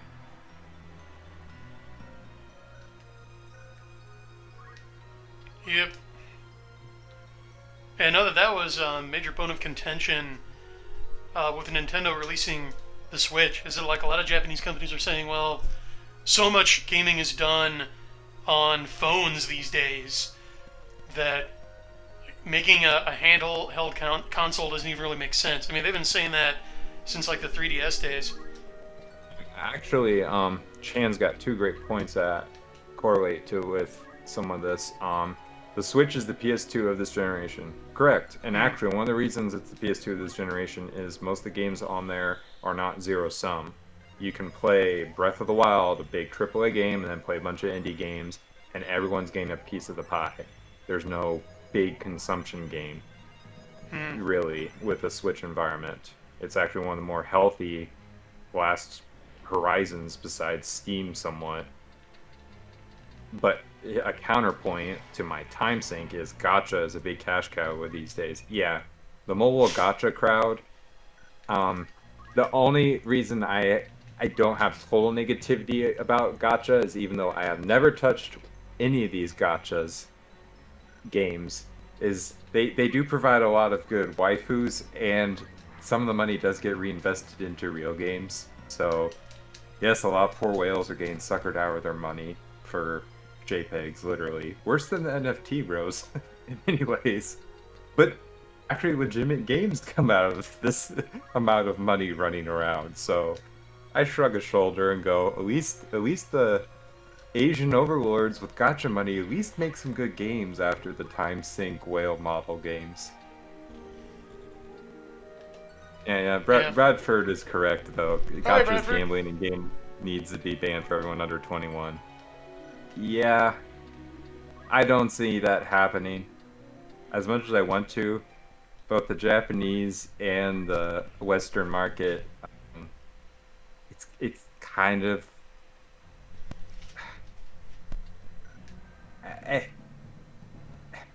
Yes, you could argue, and you should argue, that it falls directly under the same reasons why gambling is restricted by states, governments across the United States, and why we restricted in the first place. Okay, that's a sore spot for me that I've got to opine on here, which is that when they legalized gambling for certain intents and purposes in my town, it just laid waste to a bunch of like the entertainment and food and beverage sector overnight, because like around here, they don't allow just casinos, but the loophole is if you like are in the food and beverage business, like you're a bar or a restaurant, you're allowed to have like video poker or slots in like a separate area separate from the dining area, with like so much room between machines, right? Mm-hmm. And what happened overnight, because the margins are just so much better for gambling than for food and drink, is like half of my favorite restaurants around here just installed a bunch of video poker machines and reduced their menus down to like frozen pizzas and bologna hors d'oeuvres on Ritz crackers. Just like the cheapest shit they could find. Whereas before they'd made like 50-50 half ground chuck, half bacon burgers, and like awesome homemade pizza. And yeah, I have to say that's one of the reasons I'm really concerned about my state long term is the state next door. I'm trying to geographically identify myself here, but it has legalized gambling and such, and there's some good local bars and everything and all that. But the state I live in right over here has way better restaurants and food, and we practically banned everything except Kino, and that's only in certain areas and under certain restrictions. And I wouldn't be surprised if they legalized, and they tried every year. The freaking gambling lobby tries every year, and they've gotten a little more. It takes a while, but every 5 years to get a little more done.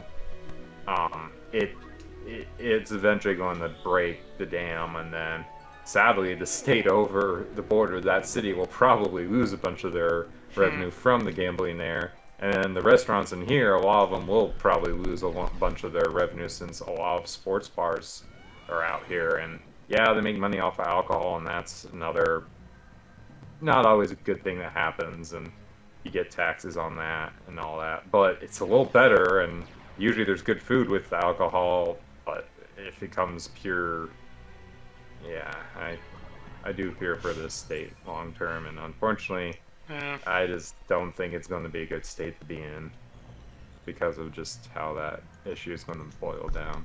Yeah. Well, prayers for you, man. Unfortunately, I'm pretty much going to vote with my feet and head to the land of sun. Might take longer than I planned, but I'm also planning to get in a career field where I'm counting on rich people being rich people, and given their proclivities of late, they're definitely going to still be rich people doing rich people things. Yep.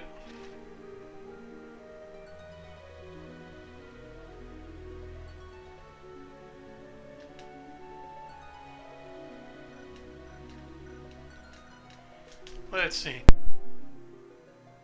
So I don't think Asuna can cure vampirism. Let's see, how's everybody doing? He's fine. He is stopped. He's totally untouched. Nice. So, let's see what I can do here. See if I can get Orlando.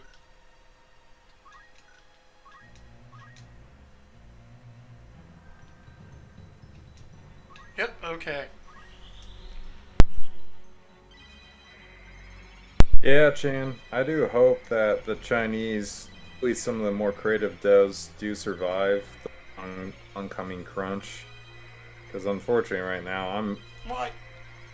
No, not you. I missed everyone. Sheesh. I thought you studied your hit rates on stuff while I did. in between. Yeah, I did for calculation. It's magic attack and faith, which determine hit rate, and I bumped them up as much as I could. So, okay. Let's try this. I don't want to waste too many actions on status effect reversals, but I don't really have much choice.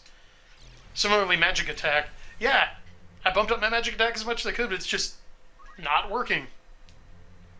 That's really frustrating.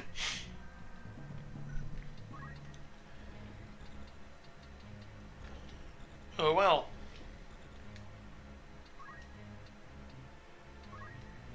Oh, let's see.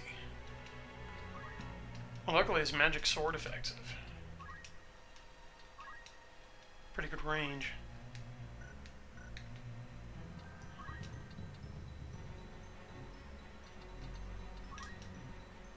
Put myself out there.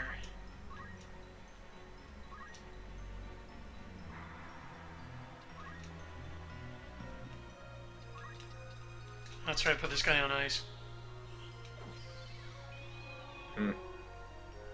Nope. Man, they've really got the deck stacked in terms of who can manipulate status effects in this battle. That's what's getting me. Yep, so he's going for a status effect.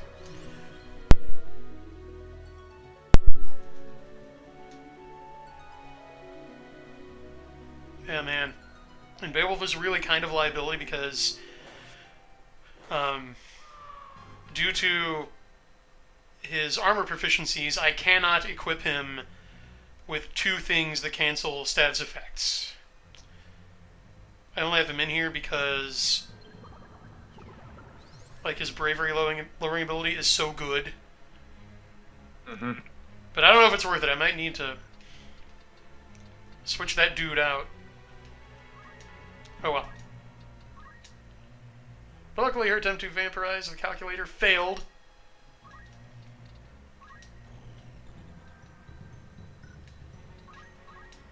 Yeah. Chan says having a parallel game market can only be a good thing given the issues with the West and Japan. Yeah, I have yet to see a true parallel game market though. Like, you could argue the indies on Steam now and then, but it really most of the success. And Steam does have great discovery, and a lot of the more niche loot stuff also came over to Steam as well, though you can filter that out. But I don't know. There's really not a parallel market. I mean, in a true sense, like the Chinese are an insular market when it comes to gaming, and I'm tracking a lot of stuff right now related to the Chinese. If one geoanalyst, geostrategic analyst that worked for Stratford I followed is correct, China will be effectively off the geopolitical board this year, at least the form of the CCP, due to a variety of pressures that are very not good in many ways. So unfortunately that means not so much a good parallel gaming market from China. Wait, someone really thinks that China's not going to become the dominant economic force on Earth, like, for a century? Yeah, and he has a pretty hard, good case about it. I'll give you the video off air, but to sum it up, they're demographically screwed, and they rely off of the United States globalism system that the United States is now basically decoupling itself from. And those two things, along with oil becoming ridiculously expensive for anyone who doesn't have oil supplies that they can make at home, which really leaves only one nation that can do that, which is US, means you're kind of screwed. See, my take isn't that it's so much the United States decoupling itself from the global economy as China, India, and Russia decoupling themselves from globalism. Yes, but his argument is that globalism was already underwritten by the United States, and if the United States doesn't want to underwrite it anymore, it's de facto over at that point. But the United States does want to underwrite it. I mean, we're the ones pushing it. We're the ones like putting rainbow flags at like. His argument is that the globalism is already over. It's very weird, and it does depend. There's a lot of people who think globalism is continuing. But he gives a very compelling argument that the sentiment, states-wise, it's over. Globalism won't be underwritten anymore. And the demographic argument he brings up too. The only two economies globally that have youth that will be allowing to maintain a consumption-based economy, which everything since 1945 has been consumption-based, is the United States and Mexico. They're the only two nations that have that ability, and they're also trade partners, meaning they basically, and also the United States is the most insular economy, and the Mexicans will be plugged into ours, so with NAFTA 2.0. And so it's pretty much those two economies can turbocharge their consumption basis, while everyone else can't because they're aging out, besides a few exceptions. But here's my counterpoint, though, and I know you're not him, but one, the West demographic decline is almost as bad, or in some cases as bad, if not worse, than China's. They have a much bigger population to start with. Like, they're a quarter of humanity. They have a higher on average IQ than pretty much everyone except for North Korea, and they just like signed a deal to get oil from Russia, which produces like almost as much oil as us anyway. He has I'm literally just stating his counterpoints to that right now. His argument is geographically the oil is hard and the pipelines are maxed out between Russia and China, and they have no easy shipping lane for that cannot be opposed by the United States or a similar Western country parking two destroyers and screwing that up. And the United States, in his opinion, could go from the opinion of maintaining world global order to not giving a care and messing around with global stability as much as it wants if it screws the other guy. So we might be literally willing to park 2 destroyers and say, yeah, there's no oil coming out. I mean, then those destroyers are gone.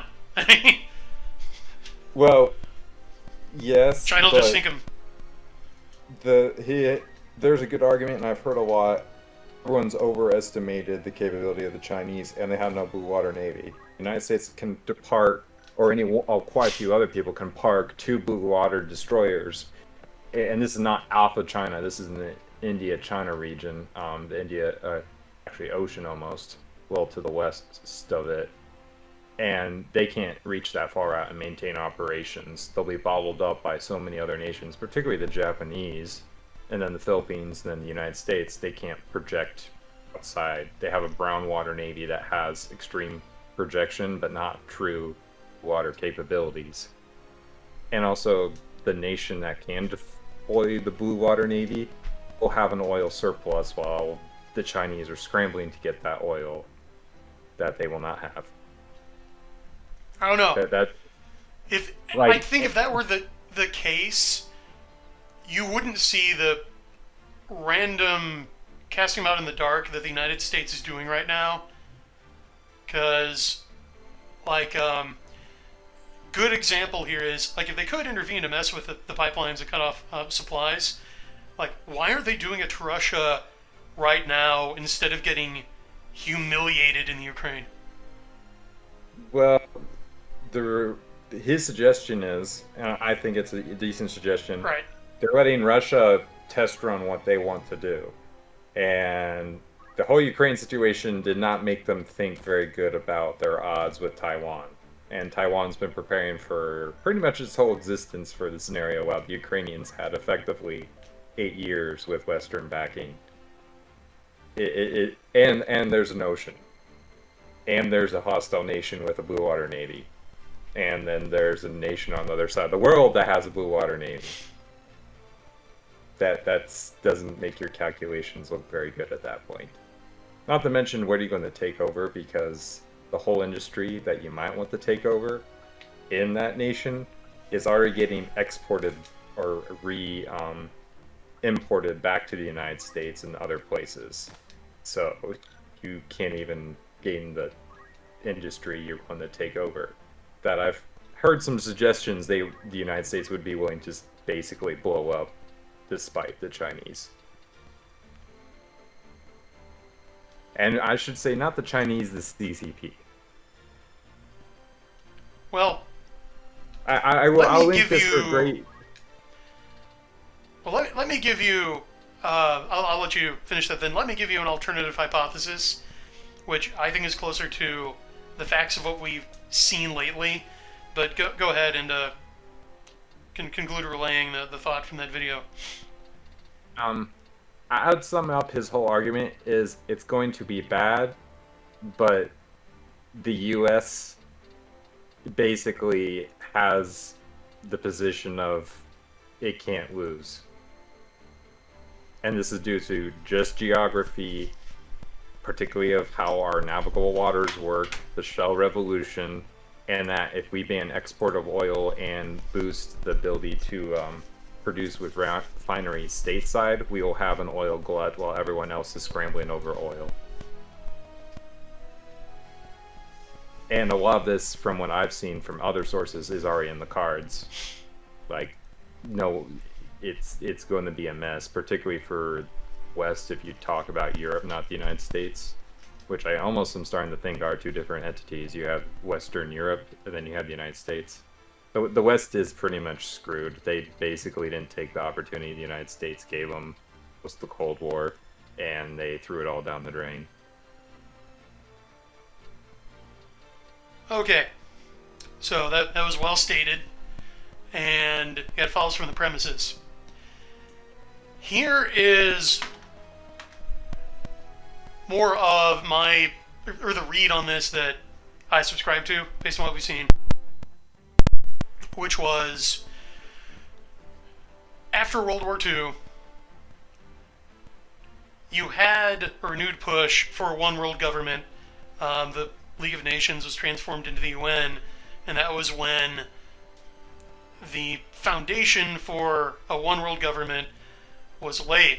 And the idea they came up with was, we're going to export, quote, democracy, unquote, by which they mean this neoliberal, consumer, secular world order, Fukuyama's end of history, across the globe. And if you look at like everything the West, led by the US, has done, it fits that plan perfectly. So they outsourced US manufacturing in the 90s to sweatshop countries like China and like Burma and like Taiwan, right? And Yep. yeah, they started exporting US culture. Like they turned the world into one giant drive-through, right? And Yeah, you can actually one giant skyscraper drive through. yeah, and so in the 70s, you had the big push with Nixon to normalize relations with mainland China. Okay. The reason for that was because they rightly saw China as the only threat to this plan. Like, there are documents showing that this is true, that's what they rightly thought. So they thought, okay, well, one reason we're going to outsource our manufacturing to China is to enmesh them in this consumerist neoliberal web, and we will basically like turn them into degenerate coomers with McDonald's and readily available porn. But there were people back then who even objected and said, well, no, that's not going to work because the Chinese are the Chinese. Like, they're going to stay traditional guys. They're not going to fall for the siren song of Western capitalism. And from what I'm seeing, like with the banning of femboys and K-pop and like Xi's cultural reforms, it failed. Like it backfired. And if you look at the proposals that were tabled in the UN back then, like China was a necessary linchpin. If they didn't take it out, then they couldn't succeed. And so there comes a point in a game where your number of moves are limited. Like every move you and the opponent makes limits how many moves you can take. And basically now the way I see it is it's the West that is in checkmate with no way out. Because this operation in Ukraine was supposed to be slam dunk. Like they were telling us, oh, yeah, it'll be over by the end of May. You know, not only will Ukraine retake Donbass and Crimea, but they'll start marching on Moscow. And like everything they said, like nothing they said happened. So, like it really looks like Russia is gonna end up achieving everything it wants. It's gonna demilitarize Ukraine. It's gonna denazify their armed forces. It's gonna secure independence for the breakaway republics. And like Zelensky's even said that like now NATO membership is off the table. And all the US has been able to do, like with its Blue Water Navy and with its petrodollar and with its intelligence and infinite money, is like send weapons to people who aren't alive anymore and don't have time to learn to use them. Like the Javelin takes a 2-week class to learn how to use.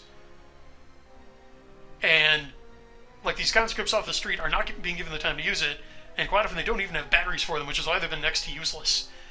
So I would say if the US is this unbeatable powerhouse, they wouldn't be about to get their shit pushed in the Ukraine.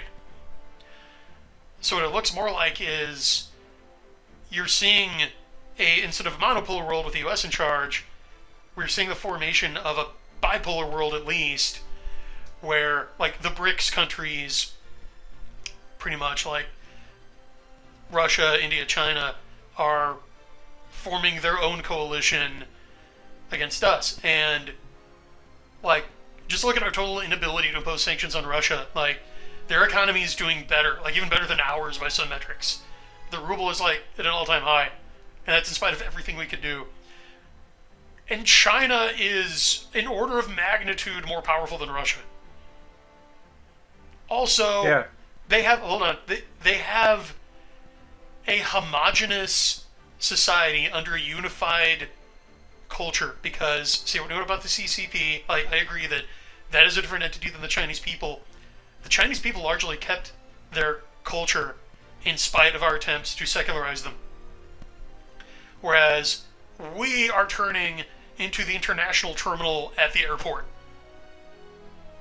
So yes, we have a blue water navy, but in case you didn't notice, it spends a lot of time bumping into things now and parading around in pumps.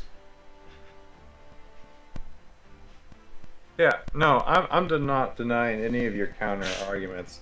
I will link you the video afterwards. Well, there's a really long one, and then there's a bunch of short ones he has, and he's mostly trying to sell his book about his analysts. But I think one miscalculation we all need to be careful of the doom of the U.S.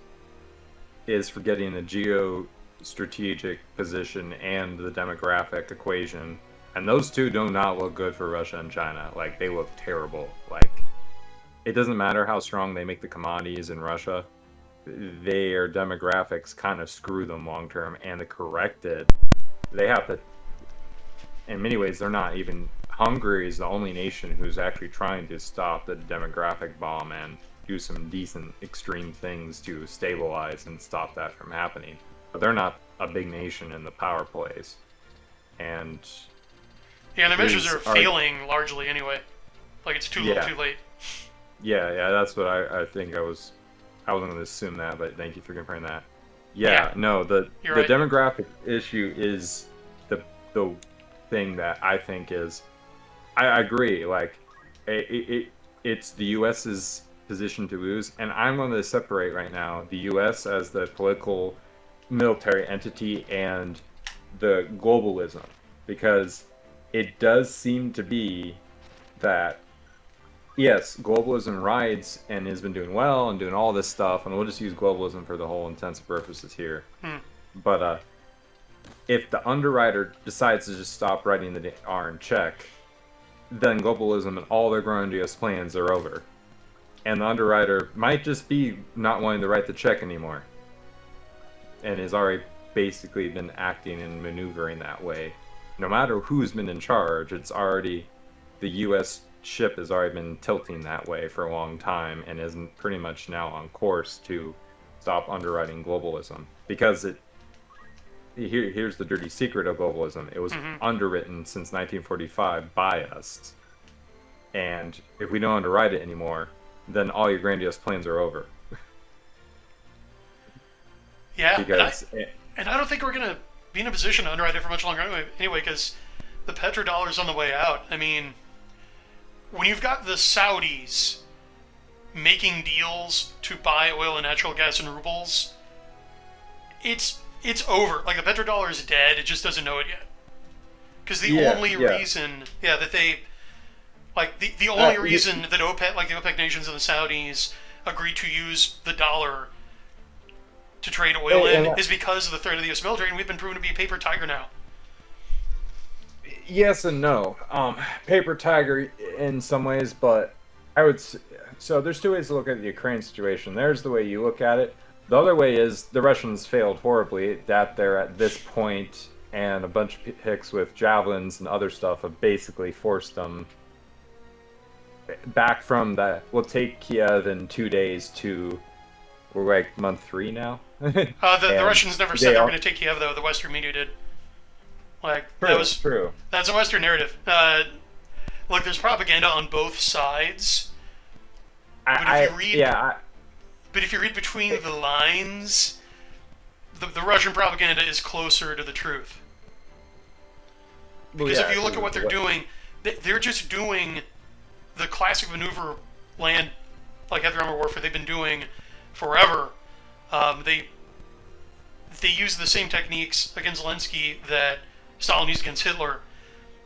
And one of the, like, a major reason that I don't think the U.S. is going to stay on top here is all of our analysts horribly misread the situation. And they still do. Because they assume... It depends on which analysts you look at. Well, the ones we're listening to.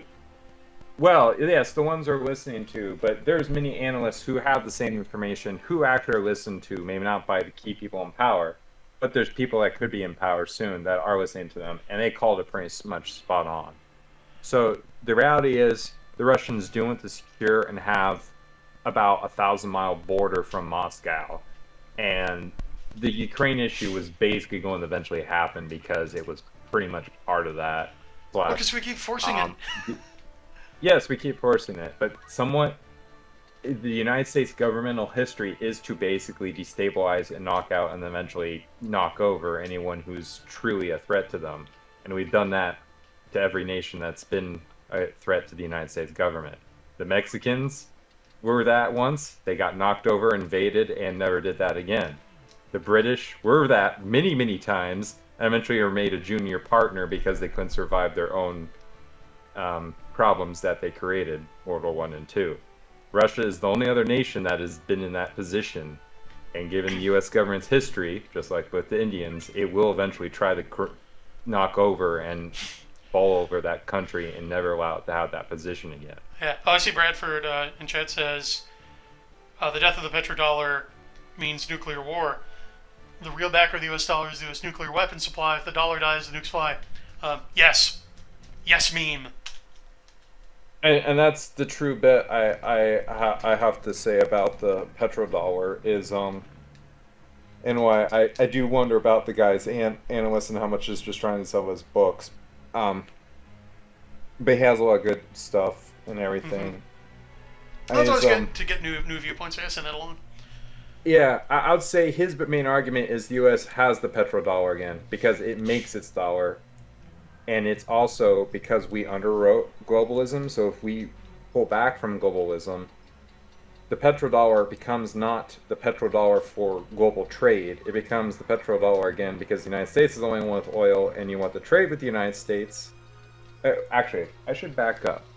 So for anyone who eventually listens to this, the world pretty much the world wars was mercantilism, at least the modern-ish for the 400 years since the Renaissance and such. But what mercantile means, at least from Europe, is during the great expansion and conquering everything from Europe. So once we were finding spices and trying to go around the Ottomans and all that, you would basically make your colonies to get whatever resource you want, then all your strategic supplies, and then you would sail it through your colonies and your strategic sites around the Horn of Africa and all that to bring it back with your own shipping boats, with your own navy protecting them from privateering, that could be from your enemy, or pirates, which could also be privateers. That's how pretty much the age of sail and trade, even when we started having steam engines, started working.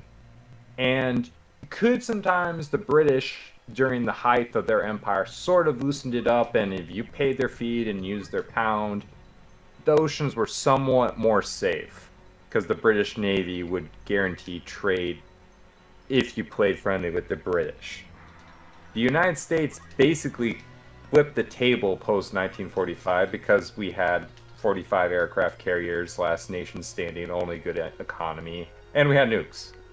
So besides the USSR, we said, everyone can trade now. Literally everyone. The US dollar is just the backing now of all this with the Bretton Woods, the UN, and all that, eventually the IMF. But besides that, everyone can trade as long as they follow the UN protocols. You do not need to protect your shipping lanes. You do not need to do all that. The US Navy is now the Navy. And that's basically the deal. Until now. With the great breakdown that he's saying is happening now with globalization, is that the United States is not going to guarantee that anymore. There'll be a specific date soon that the United States just won't guarantee it anymore, because both cost/benefit. Our economy is the most insular in the world after two other economies, and they're very small nations that don't even matter. Like Liechtenstein or something. Yes. But no, our economy is literally insular beyond belief. Mostly because of intercoastal waterways and then the interstate system. And then the legacy rail system. Between those three things, the United States has most of its economy between itself and its trade partners, which is the hat and the sombrero. So between those, that's pretty much North America. It can run itself pretty much independently. And with shale oil, we now have fuel too. That's his basically main supposition, is the United States doesn't want to underwrite anymore the global economy.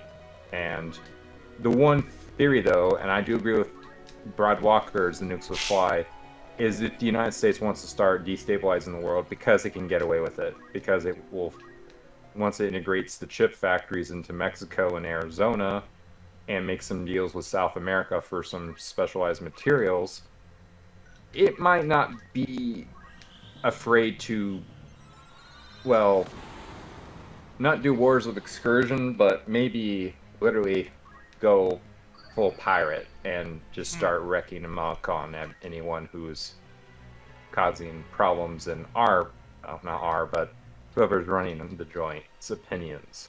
We've already somewhat been doing that already, but it will be kind of, as the old saying in the late British Empire, there's no friends, there's no enemies of the empire, there is only interests. So that's his supposition, is the United States, and some people theorize that too, is the United States is now going to have interests only. And one nation in particular realized that very early on when Trump was going around the world and made a huge alliance with us. That was the Japanese. And they're also one of the ones during this whole Ukrainian scenario have almost no reason, geopolitically, trading-wise, or anything, to go hard against Ukraine. But they did anyways. Because they are pretty much convinced if they don't have the backing of the United States, they're screwed. Makes sense. So, sometimes I wish I could just watch this from an anime, not live through it. Well, something, not our choice, tend garden, something, decide what to do with it. Something. Yada yada. May you live in interesting times, Chinese curse. Yeah, that. So. Yeah. However, I see though something happening along the lines of what you're thinking about the Chinese. I think he's right. It's in the cards for the CCP or the PRC. I think it is right. And actually, cyclical wise, besides the very short period of the CRP, it does match up with, and the dynasties are almost always falling apart in China due to famine, and we are in a cyclical cycle historically for famines being around about now for China. And the CRP, the CCP was an anomaly that took over from the 20th century shenanigans of the original dynasty that the Opium Wars caused. It was more of a replacement for the dynasty getting messed with by the British. So it's an anomaly in itself, the People's Republic of China. It should have been a dynasty that, well, got removed. But what I'm trying to get to for the entertainment of those who watch and listen down the line. Yes, we should have a Kaiser Reinhardt sort it all out, as Tim said. Yeah, but what I'm trying to say is, I think Brian is right about China long term, because the void will happen when the CCP and all its worship and all its shenanigans basically fall apart. And it's basically then a feudal states. And you should pray for the Chinese, because I've theorized with Nick Cole and back and forth. Nick's cold gut feeling is the elites think they can take on China because of the demographic issue, and that the Chinese, the CCP, have put themselves in a bad position, and with the famine and with oil and all this, and that they can basically take down China, and that then they'll immediately. So you know what the Chinese are doing with the Uyghurs? The corporate technocrat elites of a globalism, and this is where I'll go pro Brian on his opinion, is So globalism in the plan is not working. But it could actually still happen if you take the scenario that the United States is just going to have a bunch more shenanigans happen to it. And instead of using a system on top of the United States, you just use the United States itself to do it. Basically, get into a World War II position plus some, where everyone literally is beholden, and then you can put down your system from there. And so this is where it gets bad for the Chinese is, so when you have the famine start, that are supposed to be, from his analysts, literally this year, the blackouts, we are hearing rumors of a lot of this stuff that they're doing for COVID really is more of them trying to control and prepare for what's coming down the pipeline of not having enough food, oil getting short, and they can't import/produce like the United States can, or oil production nations can. They're going to be taken over by a corporatist system from the West and basically turned into slave labor. A dirty secret about technology that no one wants to admit is it's like sugar farming or tobacco farming or cotton farming. You need cheap labor to make technology work. And the Chinese are both aging out / don't want to do that. There's a thing going on right now called lying down syndrome of the youth in China. They just don't want to work like they have in the past for what they consider not worth it anymore. So how do you get the Chinese to make your cheap technology again as a big technocrats of the elite?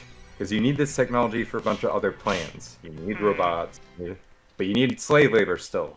Because technology's dirty secret is you need slave labor right now. There is no robots making robots. No, there is slave people making the chips, then to make the robots.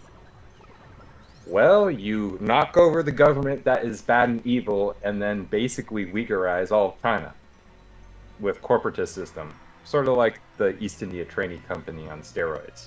And it'll consider it a benevolent system because you saved them from the evil CCP, and the West always was looking the other way with the bad labor for the iPhone I have on my desk that caused people to jump out of the factory. Now you'll just have a corporate system running it. Oh, they installed nets. Yes, literally the Foxconn company is the Apple makes the things. Well, another point of evidence I have that he points out that he doesn't even think about this, he thinks Apple is investing badly in China. It is the only company that's doubling down while everyone else is scrambling to move their chips and manufacturing out of China because of what he's saying is happening, both the breakdown of famines, the oil shortages, and all that. Well, what if Apple has an inside line and they've been informed that they can basically run their own fiefdom in China when everything's said and done? And that's why they're doubling down. Food for thought.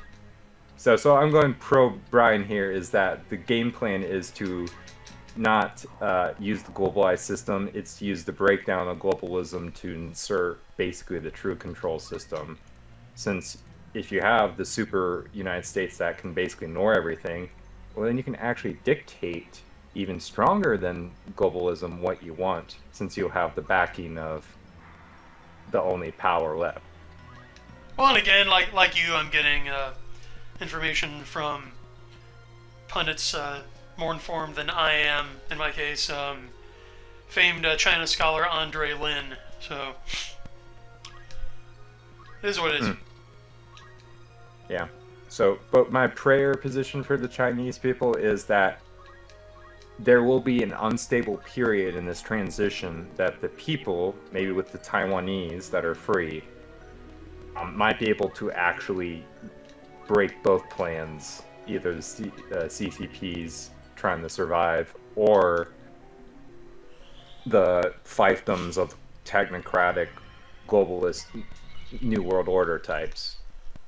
Well, and one who can definitely break it is Jesus Christ, and as I pointed out before, China's demographics might be shrinking, but like as they're getting old, they will Christianize. Like they're going to be the biggest Christian country on Earth by 2045. Right, and this scenario is supposed to start happening literally this year. The church has come out of some of the most dark periods in the histories of a lot of nations and such. And Hmm. this type of period, literally, yes, China might lose a quarter of their population, both the aging out and the shenanigans that happen with everything. But um, the best laid plans of mice and men, and that the church is already strong enough so when all the shenanigans pop off, the church is going to have a lot of fertile ground for people who've basically seen the song of both socialism and capitalism fall apart before their eyes and then realize something more needs to be done, something greater. Yep.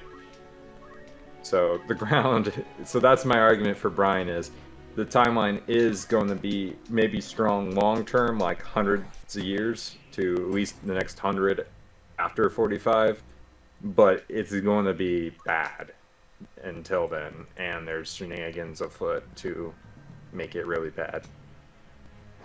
Oh yeah. Satan always lays his plans. Yeah. How should I say? The guy doesn't paint a rosy picture about the future for anyone, including the United States. The only reason he says the United States is going to be fine, relatively, is that it has the default win position. It's basically you lose if you're stupid. Problem is, the stupid might be true. And that's the only problem we have over here is losing with a winning hand, and all your turn of hands are winning too. So, but I'll end my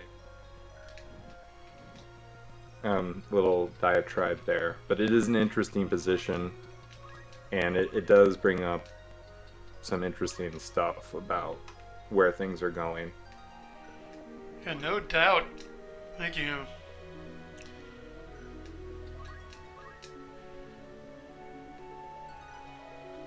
Let's see. So I'm trying to plan my next move here. Oh, that is perfect. Would you be so kind, Uprem, as to check chat? It's been pretty lively the last few minutes. Don't want to neglect them. There's a few Kaiser Reinhardt stuff brought up. Chan, we have the infant Reinhardt in Austria. He's the son of Martin Brittany Center, and a couple that run Generation Identity there. And Chan replies, "If he's not Hasberg, I'm not buying it." He needs the cleft lip, not the cleft lip. He needs the chin and the lips. And then on my diatribe of Apple's wonderful employment experience, installed bounty nets for the fun and employees. And then Arc Tenman Silva says that's Sleepy Joe. Yeah, about having all the winning hands and still messing up. Yeah. Good job, Brandon, and I'll leave it at that. Often evil will shall evil mar.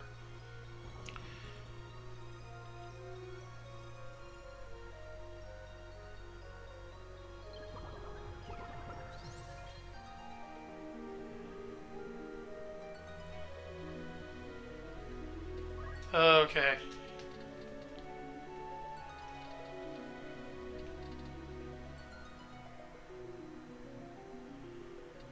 Oh, she doesn't know holy water?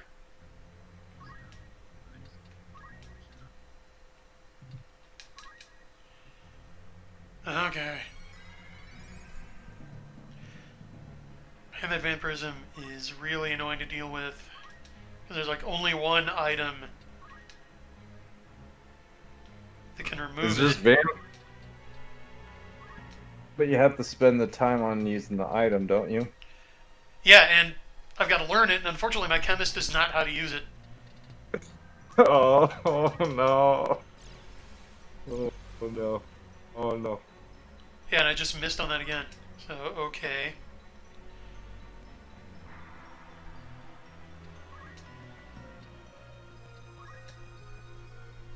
So I can't steal from him while she's like that. Yeah.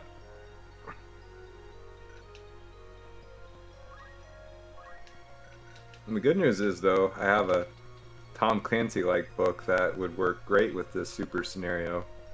I just need now some Korean super Asian mom to become president, and then I have the full plot ready.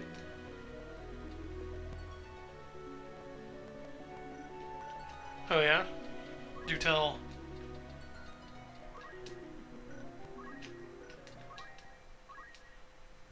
What you got for us?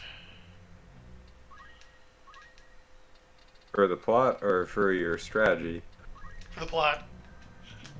Well, it's combining a few things. Actually, it's somewhat, I didn't realize it, but somewhat inspired by Some of All Fears, and didn't realize it, but after listening to Some of All Fears, um, I was listening to Some of All Fears for a different reason, for a different book that I ended up realizing that actually have a better book or slash anime to use for that kind of inspiration and outlining the novel that I'll redo. But basically, the scenario is, and I think the first POV is basically kind of a tech, of all things, like a Mongolian immigrant in San Fran. And the tech industry at this point, it's kind of set in the late 2020s, early 2030s. And the tech industry is pretty much fully out of Con Valley at this point. It's exported itself elsewhere. But he's trying to survive there. It's like, people are trying to survive in Hollywood, even though anyone who actually has talent making Hollywood has figured out to do YouTube or other stuff or streaming. So he's just been failing. And then there's a huge wave coming in on San Francisco, and he pretty much tries to survive this huge tsunami wave. Whoa. So what really happens is, and spoilers, but if I do write this, it would be like a trilogy. The Russians supposedly have a nuclear torpedo designed to make tsunamis. That was cool. What's used off the coast of California. It was there, not just San Francisco. It was pretty much almost all of the western seaboard got hit by a few, like 2 or 3. And so everyone thinks it's the Russians in this. And the Russians deny it, like always, that they used this and something. But they do the radio. Hey, we won! Look at that. You won? Yeah, just took nice. I just had to have my calculator use a mathematically targeted holy spell, which I could have done at any time. So, I mean, we got out of this. You had the golden gun, and then you realized, wait, I have a golden gun? Well, I wanted to get more stuff, but I learned Ultima, and I got the Genji glove. So, that wasn't a bad haul. Okay. And I think it's a good place to cap things off, but no, I am going to try this again on my own and get everything before the next episode. All right. But the whole plot actually spirals back to basically our leaving of the Middle East because of all things, a Kurd who's pissed off at the United States for how we handled the Kurdish people, and I have some personal experience on. We didn't exactly do the best of diplomatic / we were using them like always for our interests. So this Kurd guy basically plays the Turks, the Russians, and us all against each other. He plays the Turks against him because the Kurds don't like the Turks either. Parts of northern Iraq, southern Turkey. He plays them to help through some of the criminal elements to get, and actually the way Russia is going on my estimates, they'll be really messed up, almost like former USSR. He plays them to get these nuclear torpedoes through Russia, through Istanbul. So he is able to get these nuclear torpedoes out and plays the Turks against both the Russians and the criminal element. So he's able to get them out. And then this is also while we're trying to backtrace everything, we think it's someone else involved. And then he basically then uses all the other criminal elements, the Chinese and such, to get the containers with these nuclear torpedoes into the Pacific. But his real agenda is against us because we basically were the ones who promised to help them, gives them some freedom, and like always we were doing our own shenanigans. But there's other people afoot and plans afoot. A guy I have like one of the intro scenes is a DIA, Defense Intelligence Agency analysts, theorize at this point, technology companies are kind of divided between pro-US and still hooked in with China. And they're trying to figure out how in the world can they, like, because they're using all the legal wranglings to stop us from, like, you're spying, you're all this. Some of these companies, like, say, Riot Games, which is owned by, say, Tencent, are trying to use certain privileges to stop from being forced to decouple from China and all this. So someone said we need, like, extreme emergency would be the way we'd be able to literally just go into all these companies and prove that they're actually working with the Chinese and all this, and then we'd be able to basically end this problem. And then someone says, I'll actually make that idea. They're all just drinking in a DC bar.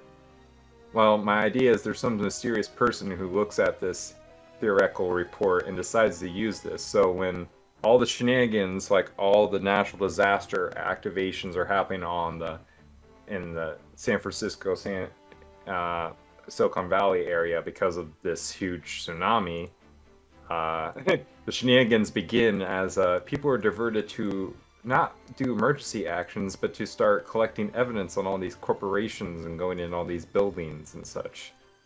And so you have these shenanigans going on. Then I had an idea for one other point of view, being a Black Ops team that comes back stateside after doing spooky things with Russians somewhere in the Eastern European area. And they're actually starting to kind of figure out what's going on. And ideas like the Mongolian tech bro, a U.S. Marshal, and then these Black Ops guys are all start piecing together someone's plan back in D.C. to go behind the back of the Korean kind of strong-armed the Asian mama Korean president for his own plans and gain.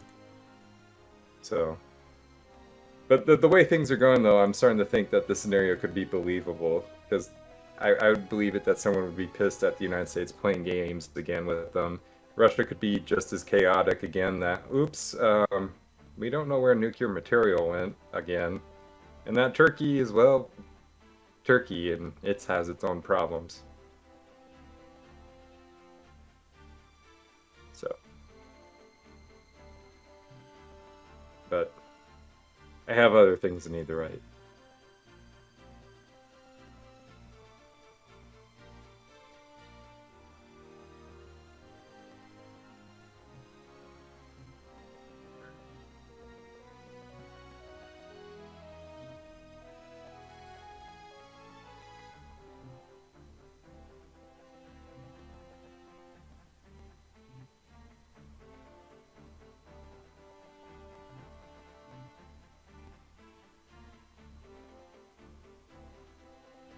Did we lose Brian?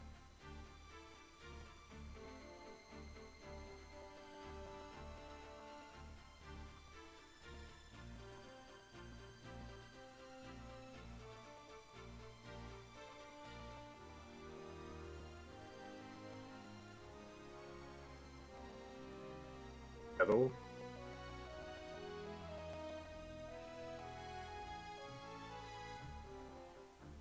Well, gents, I was seeming to talk to him. Oh, he's back. Okay, yeah, I'm had a few technical difficulties there, but yep, Okay. gonna call it here. Thanks to All everyone in the chat. Make sure to back Combat Frames E-Strike Exceed. We are within striking distance of our second stretch goal, the Series 6 trading cards. You can find the link below. Make sure to like, subscribe, click the bell icon. Listen to Geek Gab. Thanks to Emprev, everyone in chat. Have a good night, and remember, games are better in retrospect.